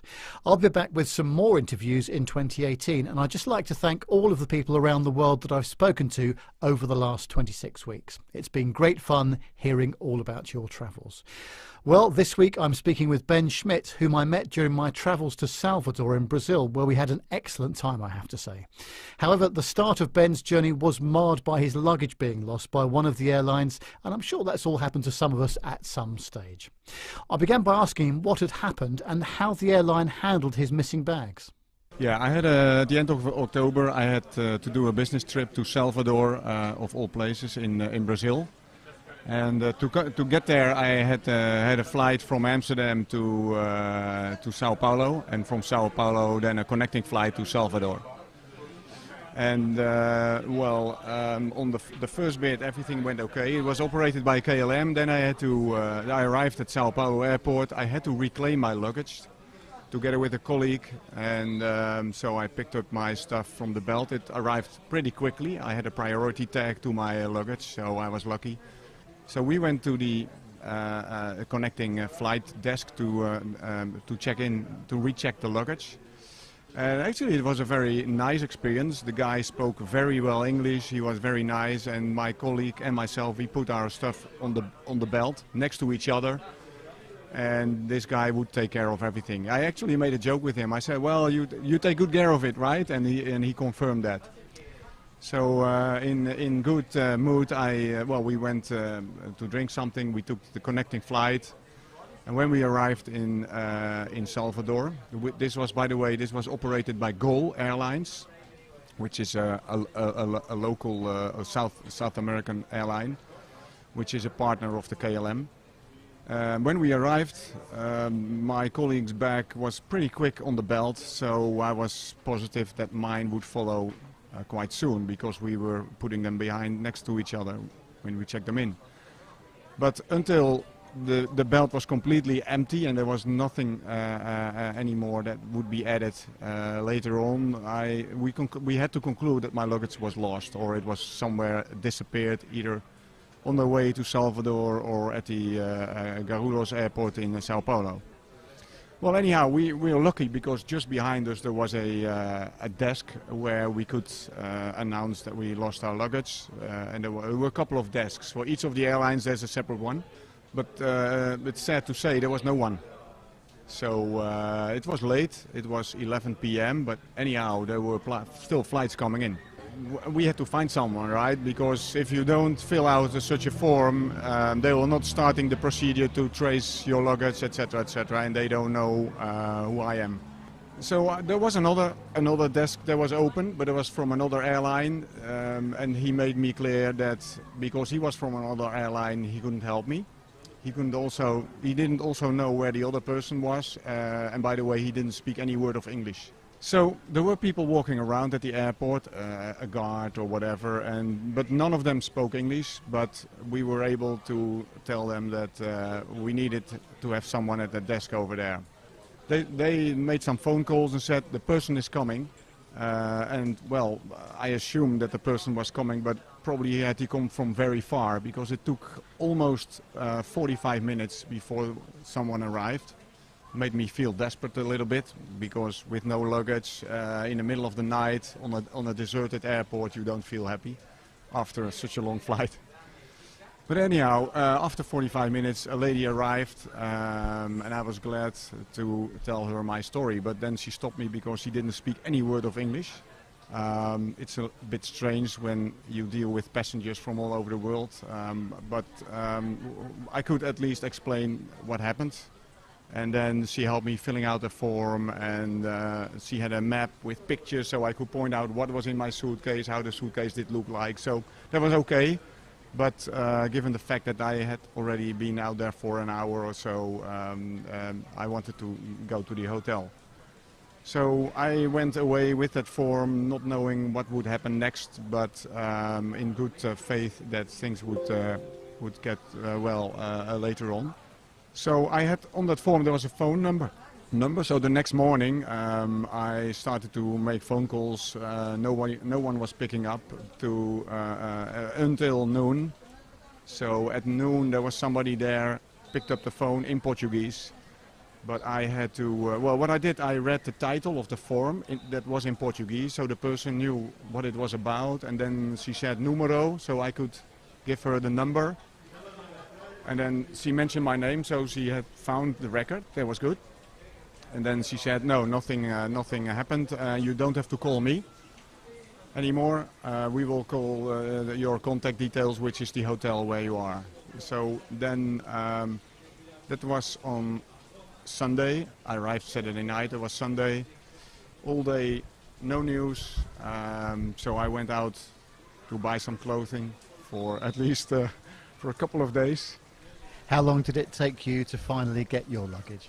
It wasn't until Monday afternoon, so the next day, that I went back to my hotel room, that there was a note saying in Portuguese something. I didn't know what, but I could expect that it was. So I went to the to the desk down, and they finally had found my luggage. So I was glad that I had all my stuff back.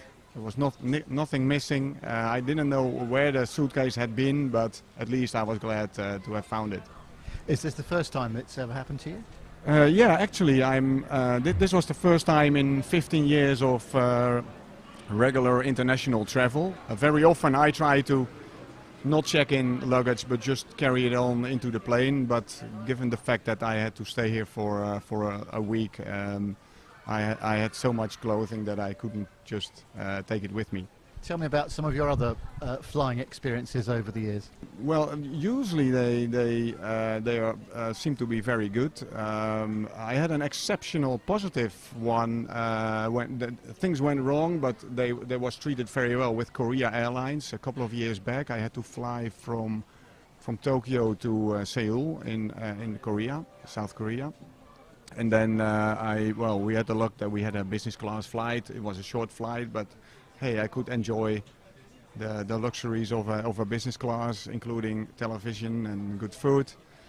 But then the lovely ladies of Korea Airlines had to explain to us that the television wasn't working. But they were super polite. They were trying to make us feel very much at home, and they were apologizing several times. So that was a very good experience, despite the fact that I couldn't watch a movie or I couldn't relax in that way. Yes. Excellent. Now, KLM is known for very good service and very consistent passenger experience. Do you fly KLM quite a bit? Yeah, I'm a KLM frequent flyer, so whenever I can, I book a KLM flight, of course. Also because my home country is the Netherlands, and Schiphol Airport in Amsterdam is also their home base. Excellent. Okay, Ben, good to speak to you. Thank you very much. Thank you, Neville.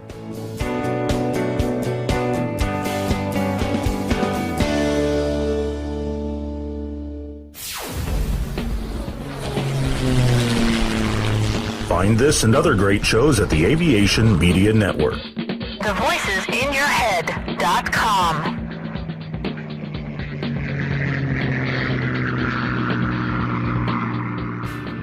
The Plain Talking UK podcast is a voluntary project that aims to keep you informed with the latest aviation-related stories from newswires across the globe. Producing our content does cost money though. If you enjoy our show, why not help us keep on the air by making a donation towards the server and website hosting fees through PayPal. Any contributions would be greatly appreciated. Are you an Amazon user? If so, why not do your shopping through the link on our website? There's no cost to yourself, and Amazon pay us a small referral fee on qualifying purchases. To find out more about the show and to meet the team, take yourself to our website www.plaintalkinguk.com, or find us on Facebook at facebook.com/plaintalkinguk, on Twitter via @plaintalkinguk, or get in touch via email on podcast@plaintalkinguk.com. Thanks for listening. Flybe 5823, Trent Dane for 23-hour Manchester, Wizz Air 6X, climb flight level 210, direct to Bretlands Park. United 123, maintain 280 knots. London 2TME, turn right onto Bravo, link 21 join Alpha, hold at Mora, Speedbird 472, LOC/TME, approach runway 27 left. Follow the green stand 544. That's enough air traffic control for today, Nat. Bedtime. Have you ever wondered what it would be like to fly a commercial passenger jet? Looked up at the sky and thought, I wish that was me? Well, now anyone has the chance to have a go at flying in a real aircraft simulator. NP Simulations and Flight Experience London, the only official Boeing licensed product of its kind in the UK, offer you the chance to fly anywhere in the world in their fixed-base Boeing 737-800 flight simulator. And that's not all. Ground School London offers many different courses for the up-and-coming pilot looking for a start in aviation. With prices starting at just £109, the sky's the limit. So for the ultimate flight simulator experience, or engaging preparatory courses, including those for schools and colleges, check out the websites at www.london.flightexperience.co.uk and www.groundsschoollondon.com, or call on 020 300 40 616. NP Simulations. Fly your dreams.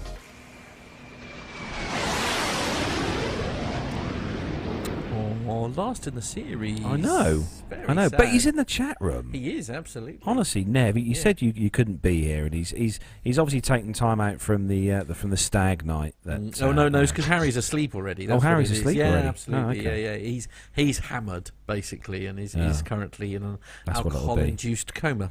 No, we did have Matt. You said we had some feedback from Craig, which I tried to play and it wouldn't work. First Officer Craig Pysak, who's in the chat room. Indeed, yes, and apparently it's about a forthcoming, fairly soon, meetup. Ooh. Hello, Av Geeks. This is FO Craig here, currently standing in a grocery store parking lot waiting for my sister to come bring a spare key for my car since I stupidly locked my keys in the car. So I figure what better time than to send some feedback in while I'm staying in the freezing cold out here. It's about mid-30s, maybe low 40s degrees Fahrenheit with some wind blowing, so you might hear that too. But anyway, I'm surprising my fiance Ashley with a trip to London to go see the Harry Potter and Cursed Child play at the Palace Theatre. We are arriving on the morning of the 17th of December and leaving the morning of the 20th of December. But I've been in talks with Nev about getting a meetup going while we're over there. And on Monday, the 18th of December, 2018, at 6:30 p.m., we are planning a meetup at a Brown's Restaurant Covent Garden location. So if there's any Londoners or any Av Geeks in the community that are going to be in London around that time and want to come meet myself, if I haven't already met you, my fiance Ashley, and Nev for some good food, beer, drinks, and just camaraderie and fun, and please reach out to myself at Craig or FO Craig on Twitter. You can reach out to Nev, also Craig Pysak on Facebook. Just try not to be try to be discreet. My fiance doesn't quite know where we're going or what we're doing yet, so till we get to the airport to leave for London. So I'd like to keep that a secret as long as I can. It's already been hard enough, but not that all you know. I'm sure you're all gonna just spill the beans and to Ashley, but yeah, whatever. We'll make fun and have fun while we're there, and yeah, so again, if anybody's interested, feel free to reach out, and we'll have some fun. Thanks. Take care. Bye. Wow. Absolutely right. Well, so what was that? That was the 18th of December. What day is that? That's a Monday. It's a Monday. Yeah. Okay. I might talk very nicely to my new boss to see if I can go. I might be able to, but I mean, I don't finish work till 4:30, but I could still drive. Get down there. Okay. Well, yes. Anyway, so the 18th of December. 18th of December. Monday. What were there some times in there? I missed that. So I was busy doing other show-related things. I think Nev's the UK point of contact as well here. Yes, for that, all right. Yeah. So we'll all bow down to the superiorness that is Sir Neville of Bounds, and do that later. Oh, what's that? Stephanie Plummer is suggesting a chicken nugget throwdown as well.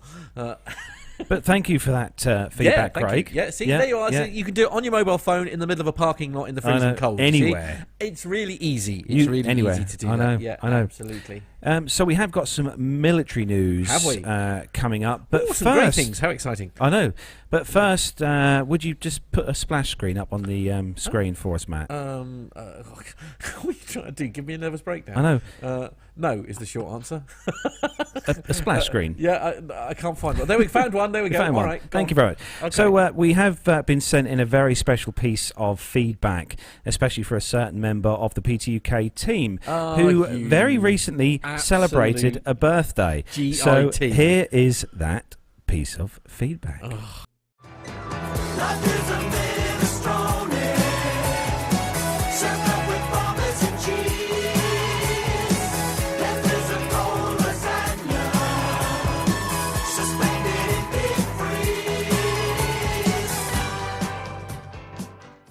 Life is a minestrone, served up with Parmesan cheese.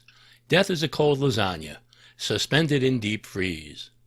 You may not be familiar with the band 10cc, a terrific UK-based band from the 1970s and 80s.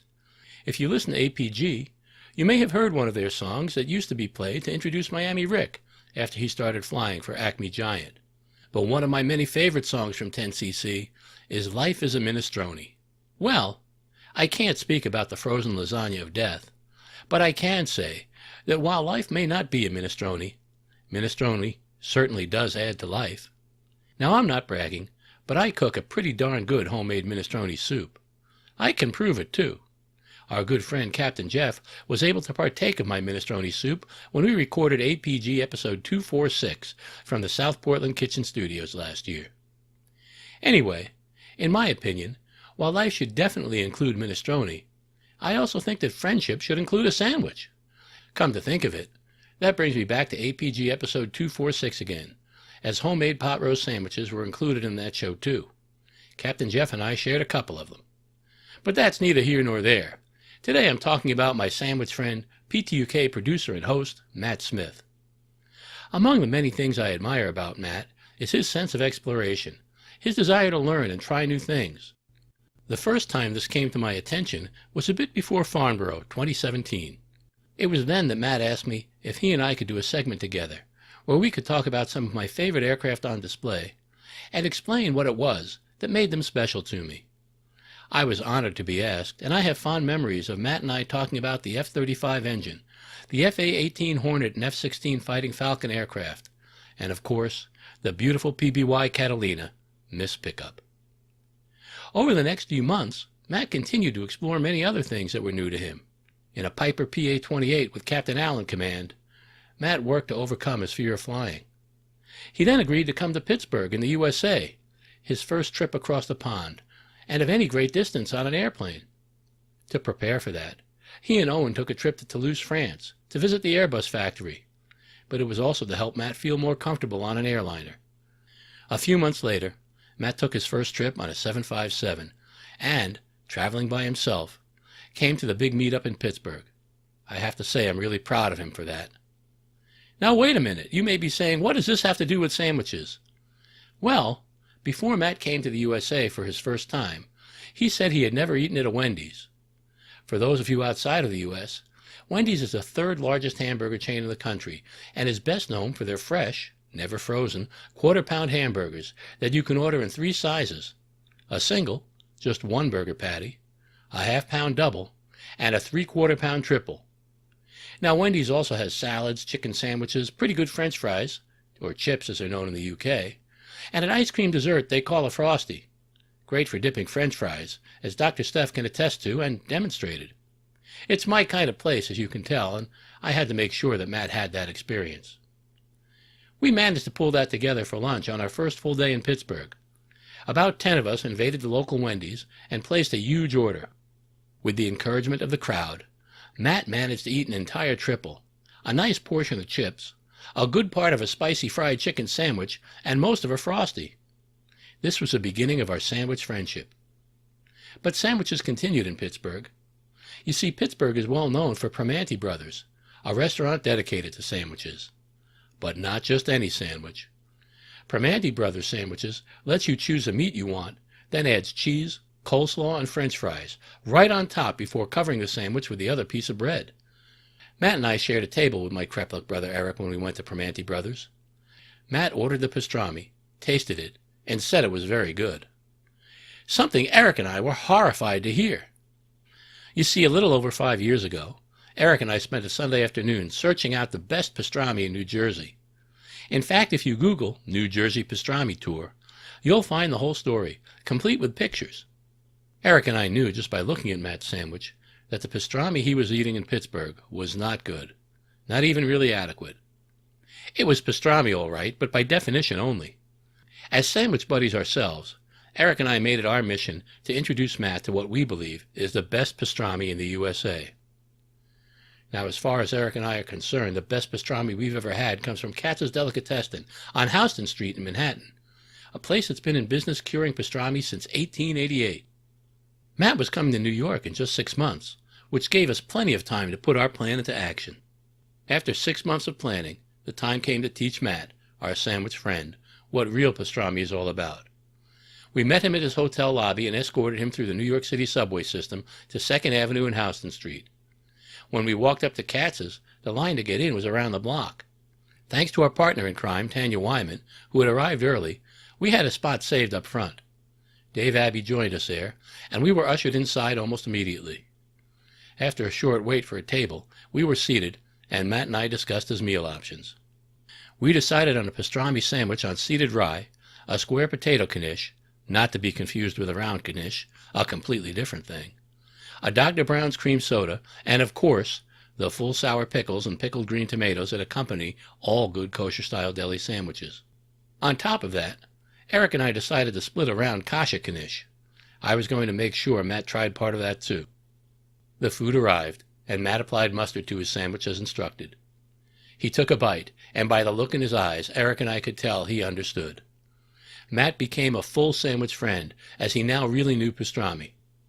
Combined with the flavors of the pickles, the knishes, and the cream soda, Matt understood what soul food means to the Krepluk brothers.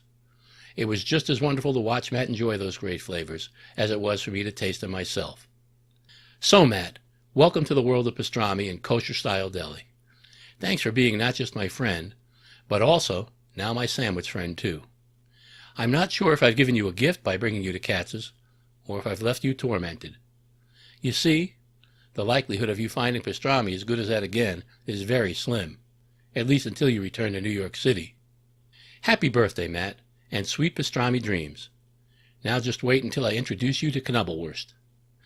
For Plain Talking UK, here in Portland, Maine, this is your main man, Micah. What? You can't pronounce that. I can't pronounce that. What? Oh, isn't that nice of Micah to send that in? You know, I don't like surprises. I know. Do that again and I'll kill you. No, you got me last year. Yeah, I know, but I'm the producer. I'm allowed to do stuff like that. That's not how this works. No, thank you, Michael, for sending that in. Thank you. Yeah, absolutely. Yeah. And yes, it is. I really enjoyed the best thing. The knish was amazing. While me and Matt were listening to that, I was just like, Matt, what is this pastrami? Pastrami, yeah. What's absolutely. this like? The chat will be able to sort of talk about it a little bit better than me, really. But think of it as the most tender meat you've ever tasted in your entire life, and it's not a million miles away. Seasoned, it's got I think you've had to say it's got like a pepper, sort of what do they call it? It's almost like pepper smoked. Yeah, it's have really you nice, tried it yet, Brian? Have you tried the? Yeah, absolutely. Yeah. Sure. Yeah, it's the law, absolutely. Oh. But no, seriously, because a lot of the regulars here in the chat room are actually sort of like friends of mine on Facebook and things, and I've never ever had so many birthday messages. So no, thank you very much. I had like 68 birthday wishes, which was quite frightening. So I know. Thank you it's very amazing. Very much. Indeed. That's because we all love you, man. But on the plus side, as I say, some celebrations are actually taking place this weekend, and actually, I'm just going to show you this because obviously we're in my place of work again. You can just see behind me, look, the banners and things like that. This is what I came into work on Thursday, actually. So there's Carlos. Say hello, Carlos. Hi. Sorry if you're listening to this on the audio; it doesn't make any sense. But they basically covered my entire mez with bunting, which was quite nice. But yeah, so I've had a great few days on birthdays and stuff. I actually spent my actual birthday in London, which was nice. Yeah, but you were in a coach driving. Yeah, it's fine. It's all right. Anyway, moving swiftly on. Yes. So absolutely, we're gonna move swiftly on with some military news because we know Brian's got to get away. So yes, we're gonna do some military news, and then we are going to announce the Christmas competition. So stay tuned for that. So if everyone's ready to do some grey stuff news. Grey stuff. I thought we were going to take a break for lunch with all that food being talked well, there is about. that. Yeah, absolutely. Yeah, I'm hungry now. Yeah. Anyway, grey stuff time. Grey stuff time.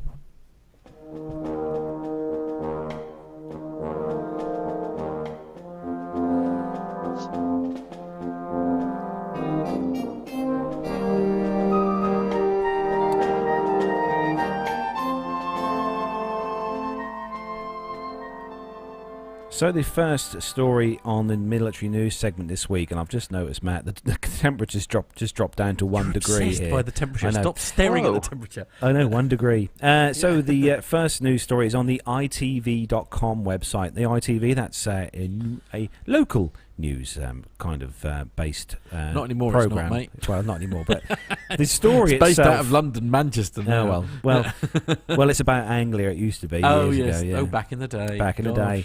So this one is on the ITV.com website, and it's about an airbase that's actually not far from us here. The headline, Royal Air Force Base continues preparations for fighter jet arrival. Oh, wow. So multi-million-pound building works are progressing well at RAF Marham in Norfolk, ahead of the arrival of the first batch of stealth fighter jets.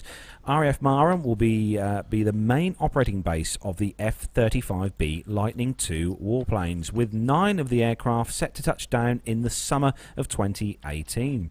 More than £500 million has been invested in the infrastructure at the Norfolk base, and Station Commander Group Captain Ian Townsend said there is a real sense of excitement. It's an incredible time for the Royal Air Force Marham base, he told the Press Association, and the station has got a real vibe to it. There's a lot of excitement about what's going on. As part of the ongoing works, a National Operating Centre, the headquarters for the Lightning Force, has been constructed and will be the first building to be handed over in early 2018. A maintenance and finishing facility which provides an 8-bay hangar for engineering maintenance purposes, plus somewhere for the paint the jets, has also been built. There's also an integrated training centre which will house four full mission simulators and ground crew training facilities. Designed to mirror the stealth-like shape of the jet, the buildings are distinctly modern in their appearance in comparison to some of the buildings which precede them. But not all the infrastructure work involves creating new structures. Some of the existing buildings are also being repurposed and the hardened aircraft shelters refurbished for the jets. As the work has been ongoing, the base has remained operational throughout, and the Tornado jet stationed there have been, they've been flying around because I've seen them in the skies here and where we live. Apart from a 3-week period which the runway intersection was resurfaced and ground lights replaced.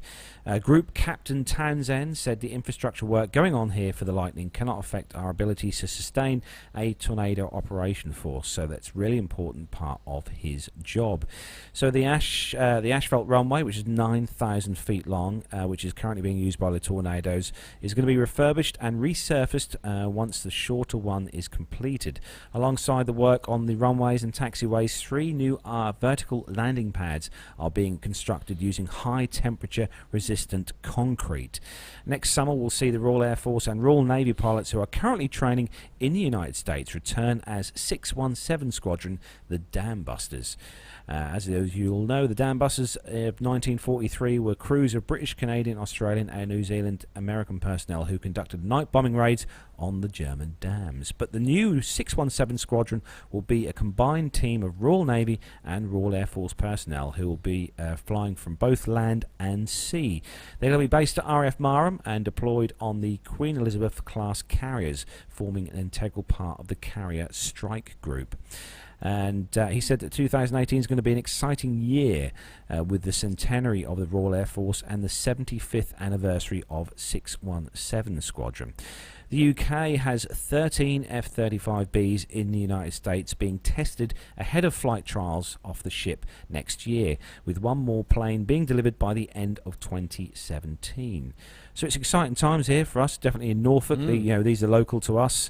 There's a fairly good chance we'll see these in the skies over here where we live, because the Royal Air Force do tend to use the valleys round here as training grounds. Indeed, they do, very much so. We forever see them in the sky around us. So in a change to the show notes then, story number 2 this week was actually sent to us by Jonathan Warner, and this is on the ukdefencejournal.org.uk, and the headline is RAF on high alert due to heightened Arctic cargo aircraft activity. The Royal Air Force is reportedly on high alert in the coming weeks in order to track cargo flights from the Arctic region. The move has been prompted by an incident around about a year ago in which a Typhoon aircraft escorted a Lapland-registered aircraft flying from the Arctic region over the UK's major cities. The pilot of the craft was said to be under the influence of alcohol and very festive. This is especially dangerous due to the sheer volume of cargo the aircraft was carrying. This is expected to happen again. An MOD spokesman said, had this to say, interception is part of what the QRA force do. We have to identify and confirm who or what is flying through our airspace or approaching our airspace, and since the aircraft appears at the same time each year, we have a fairly good idea who will be flying, but we don't take any chances. The Ministry of Defence used satellites with infrared sensors to track the aircraft last time this happened. It is understood that the heat from an animal's red nose was clearly visible, and it was at this point that the RAF aircraft began escorting the bright red aircraft over every British city, town and village. It's nice to know that the military are keeping themselves very busy during this forthcoming festive season. And it's safe to say that I'd imagine that Flight Radar 24, again, another awesome app. They're probably going to have, obviously going to track Santa's flight throughout. It does also say on the bottom here, more on this story as it develops, which I think is very important. Absolutely. So, Brian, do you want to take the second story? So, from defenceconnect.com.au, the story: U.S. supersonic bombers arrive in Australia. Woohoo! Yeah. So, 2 U.S. Air Force B-1B Lancers arrived at the RAAF. I always get RAF and RAAF. Anyway, base Amberley as part of the U.S.-Australian Force Posture Initiatives. Ooh. The U.S. So they're all posturing over there. So the Lancers are long-range, multi-mission, supersonic, conventional bomber aircraft that will be taking part in a training exercise with the Royal Australian Air Force. Go teams, go. Minister for Defence, somebody or other, Payne, said the training will enable RAF aircrew to meet flying qualifications and give them the opportunity to exercise with one of the world's most technologically advanced armed forces. I guess they're talking about the United States Air Force. Why not? Yeah. The training exercise is part of the United States Australian Force Posture Initiative Enhanced Air Cooperation EAC program, which builds on a range of air exercises and training activities already undertaken between the United States and Australia. Blah, blah, blah. It goes on. Anything good here for the rest of the article?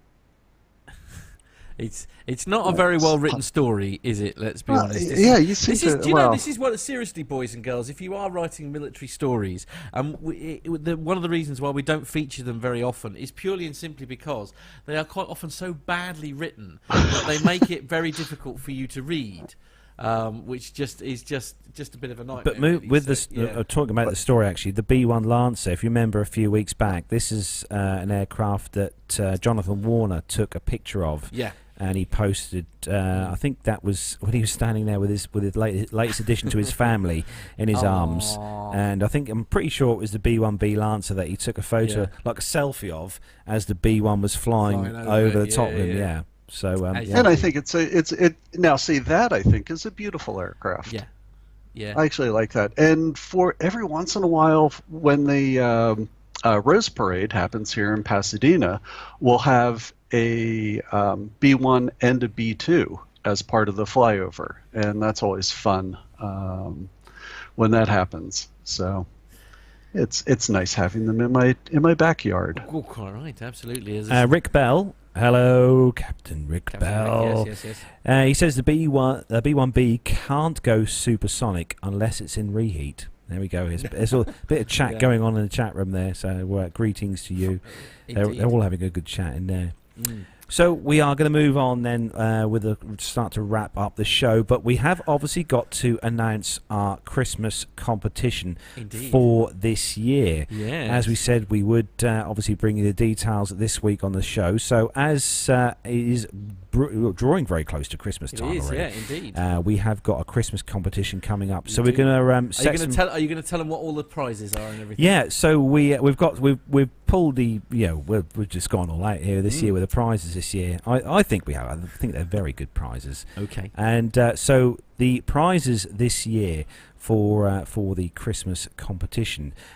So in first prize. First prize yes. is it's a Stage 6 compressor fan blade from a Harrier jump jet. It's a T8 version, an ex-Royal Navy, registration Zulu Delta 992. And that's the actual a Stage 6 compressor blade. Okay. Don't they need one of those to fly? This one's been retired. We're hoping actually. this one's retired. Okay. Yes. I don't think they've randomly taken it off the aircraft yet. So to go with it's a real good piece of engineering. It's a piece of history and engineering history, really. Also says it comes with a Haynes manual. Yeah, That's and very cool. included So with, in case you want to build one round it. Included with the fan blade, you're going to get yourself a Haynes manual. For those of you in the UK, probably know what the Haynes manual. I'm not sure whether the Haynes manual's made its way over to the US. I am not, but I'm not always up on all this stuff. So imagine most people my age used to have a Haynes manual, because when you used to try and service your car yourself, essentially, it's an idiot's guide on how to change the oil and change the spark plugs and all that kind of thing. And they do one for virtually every car that's ever existed, ever. And they're now doing them for Harrier jump jets, apparently. So basically, you'll get the Stage 6 compressor fan blade from this T8 Harrier jump jet with the Haynes manual, which will tell you how to look after and maintain your very own Harrier jump jet. Just in case. Yeah. Just in case. So the second prize, which is another awesome prize as well, you're going to get yourself a small piece of a Boeing 747-400 registration Golf Victor Foxtrot Alpha Bravo, also known as Lady Penelope. This is a retired Virgin Atlantic 747, and you're going to get yourself a small piece of that, which also includes, alongside, a Haynes manual of how to run and maintain your own 747. Just in case you want to, maintain it yourself. Yeah, I know. Well, you can buy these do things. An oil change. We covered a story last week where you could buy your own 747. Matt. Well, that's true. Yeah. Absolutely. So that's the second prize. It is an awesome little piece of a 747-400. Now, prize number 3 here, which I was quite cross with you about, because you call this a booby prize, and I don't prize think number this is 3. fair. I don't think this is fair. So prize number 3, we're not going to call it the booby prize. It's the. That's what you called it in our staff meeting. There we go. It's so prize number 3 is your very own. It's amazing. It is your very own model of a Boeing 737-800, sporting the registration Echo India Delta Alpha Zulu, and it's a Ryanair 737-800 model. Especially for all you lovers there, lovers of a damn good model. I really hope somebody in America wins that one. I know. That's just going to be brilliant. They're going to go right. So just briefly again before we go on to the questions for the prizes. So as you said, your first prize, your Stage 6 compressor fan blade from a Harrier jump jet, plus your Haynes manual telling you how to run and maintain it. Obviously. Yes. Second prize, a piece of the 747-400, the Golf Victor Foxtrot Alpha Bravo Lady Penelope, and the third prize. It's not a booby prize. It's a model of very slick. I don't think anyone noticed. It's fine. It's going to be you're going to get your own very own model of a Ryanair Boeing 737-800 aircraft, registration Echo India Delta Alpha Zulu. Can I just say that if anyone does win the third prize, the Ryanair model, we want to see some pictures of where you're going to put that model. No, we don't. No, we don't. I thought this was a family show. It's just a family show, man. No, we don't. Anyway, so that's what she said. We're going to move on then to the questions for. I'm just going to get them out of the PTUK folder here, are we? making sure I don't turn it round because the answers are on there. Right. Okay. Yes. So the question. And I'm sorry, Carlos. Should we tell the listeners that the Haynes manual is the equivalent of the Chilton manual here in the Chilton US? manual. There we go. I see, yeah. So the questions, I did originally say 10, but we're going to do 7 questions because 7's a lucky number. Is it? So question number 1, if you're all listening, please take your pens and paper ready, and here we go. Question 1, what date was the first Boeing 747 rolled out of the Everett Assembly Building? That's what date was the first Boeing 747 rolled out of the Everett Assembly Building. Okay. No answers in the chat room, please. Keep your answers to yourself. You have to send these via an email. Anyway, question 2, moving on, is what year did the Airbus A300 make its maiden flight? That's what year did the Airbus A300 make its maiden flight? Question number 3. What was the world's first airline to use an aircraft in revenue service? That's what was the world's first airline to use an aircraft in revenue service? Question number 4. As of October 2017, which airline has the world's largest commercial fleet of airliners? So as of October 2017, that's this year, which airline has the world's largest fleet of commercial airliners? So, moving swiftly on, turning the sheet of paper around here, we're very technical here in the PTUK headquarters. Question 5, which airline called itself the world's friendliest airline and painted a smile on the nose of its aircraft? So, which airline called itself the world's friendliest airline and painted a smile on the nose of its aircraft? Question number 6. Which 2 nationalised airline corporations and which 2 regional airlines were merged to form British Airways on March the 31st, 1974? So Nev's not allowed to answer this question. So that's that. What 2 nationalised airline corporations, so we need the names of 2 national airline corporations, and which 2 regional airlines, so that's the names of 2 regional airlines, were merged to form British Airways on March the 31st, 1974. And the last question, question number 7 on the list, special one for Matt here. What year was Ryanair founded and what aircraft did they first fly? Ooh. So that's what year was Ryanair founded? 747-800? No, 737. 737, sorry. So what year was Ryanair founded and what aircraft did they first fly? Ooh. So that's your 7 questions. I'm going to put these 7 questions on our Facebook page. You'll also be able to access them via Twitter as well, and I'm fairly sure that if I ask Matt incredibly nicely, he might even be able to put them on a page on our website as well, so you can have a look on there to find out probably the questions. Even with a form that you can fill in and send your answers oh to. wow, that'd be great. Do you want me to leave you with this piece of paper then? No, I have it in my show notes. Okay, you have it in your show notes, great. So if you want to... Can we use Google to answer them? Of course you can, Brian. I don't know why I just done that. Oh. Yes. No, I just thought it was you had to do it from memory. That No. You can use whatever means you like to answer the questions, but make sure those of you guys in the chat room keep your answers to yourselves. Don't let anyone know what the answers are. No. But if you want to enter the competition to win those prizes, send your answers in via an email, or you can actually send them via the Facebook page, I suppose, through the messenger part of the Facebook page as well on there. But send your answers in and via your emails and stuff to the show at podcast@planetalkinguk.com. Send your answers in, and we're going to announce the winner on our first show back in the new year, the first live show back in the new year. Yep. So we're going to announce the winners then, and yeah, good luck to everyone, and I hope some of you know the answers to some of the questions. Indeed. We're going to do a live Christmas show, and it is, I repeat, live Christmas show, because the abuse was frankly terrifying as a result of not doing one live, where we're hopefully going to get all of your favourite podcast hosts together, like we did last year, get everyone together and do a mammoth Christmas show. I don't want to know.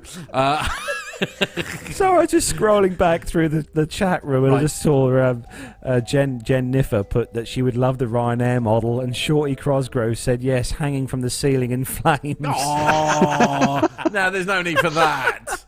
That's very nice. See, this is what I'm very Oh dear. So ladies and gentlemen, the Christmas show is going to be live. It is going to be, I think, on a Thursday. I think we decided. Was it a Thursday, Carlos? Please concentrate for a brief moment, if you couldn't mind. If you wouldn't mind. Can you remind me of the date? Someone just, Mike has just said, "Can I ask Siri?" Oh, Siri might know the answer. You never know. Anything's possible. Oh dear. Yes. So could you focus just for a brief moment? Sorry, I love our listeners. I really do love our listeners. Our listeners are awesome. You lot are awesome. When is the lathe? Yes. The lathe. When is the lathe? That's something you do woodwork on. When is the Christmas show that we're trying to? The Christmas show. It's in my diary at home. Great help. Thanks very much. Hold on, I've got it on my phone. One minute. Okay. So while he's busy doing that, as I say, we are going to do a Christmas show. Can everybody please who'd like to participate in the Christmas show in the form of a Christmas or festive message that will be played out on the day, please send either your audio or video feedback, please, to podcast@planetalkinguk.com.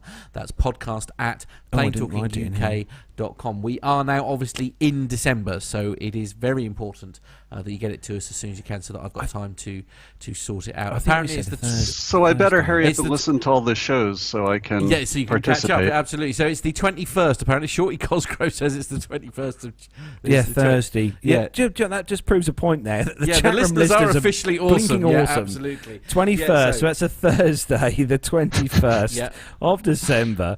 If there's anything we're not sure of, just ask the chat room. That's the answer. So yes, Thursday, the 24th of December. No, the 21st. 21st. No, 24th, Christmas Eve. Thursday, the 21st of December for the Christmas show. Oh, God, blimey. It's been a long day. Yes. Anyway. Just wrote it on my calendar. Excellent, very good. So we can ask you for notes later. That's fine. Good. And I can confirm that I think I emailed. Oh, blimey! I think I emailed about 8 or 9 guest hosts. Okay. And everyone's replied saying they're going to join us. Fantastic. Okay, so that's going to be good fun. So it's going to yes. Basically, Jen Niffer, you need to take the day off work. I don't know if we have an ETA yet. I don't know if we have an ETA yet about when we're going to start, but anyway, yes. We'll put some details and stuff on the various Facebooks and Twitters and stuff like that. So indeed, yes. And as Micah says, it's another plane talking safety towel crazy airline pilot geeks spectacular. Yeah. So there we are. I think it's every box ticked. That's it. So guys, thank you very much for listening to the show as always. Yeah. As I say, podcast@planetalkinguk.com is our email address. It's www.planetalkinguk.com is our website. Facebook.com/planetalkinguk, and our Twitter handle is @planetalkinguk. I'm going to mention the magic word. The guest list is now full, by the way. There is no space available for those of you watching. show. There we go. Watching the live YouTube stream. That is the 200th show list. It is indeed. And how do they get hold of the Airplane Geeks, Brian? Go to airplanegeeks.com. There we are. And if they wanted to get a hold of me, I can be reached at brian@airplanegeeks.com, and I'm now actually participating in Slack. Oh. So, yeah, I'm starting my journey down social media hell. Oh, very good. Well very good. Done. Yeah. Absolutely. So says Matt, say hello to our lass. Lol.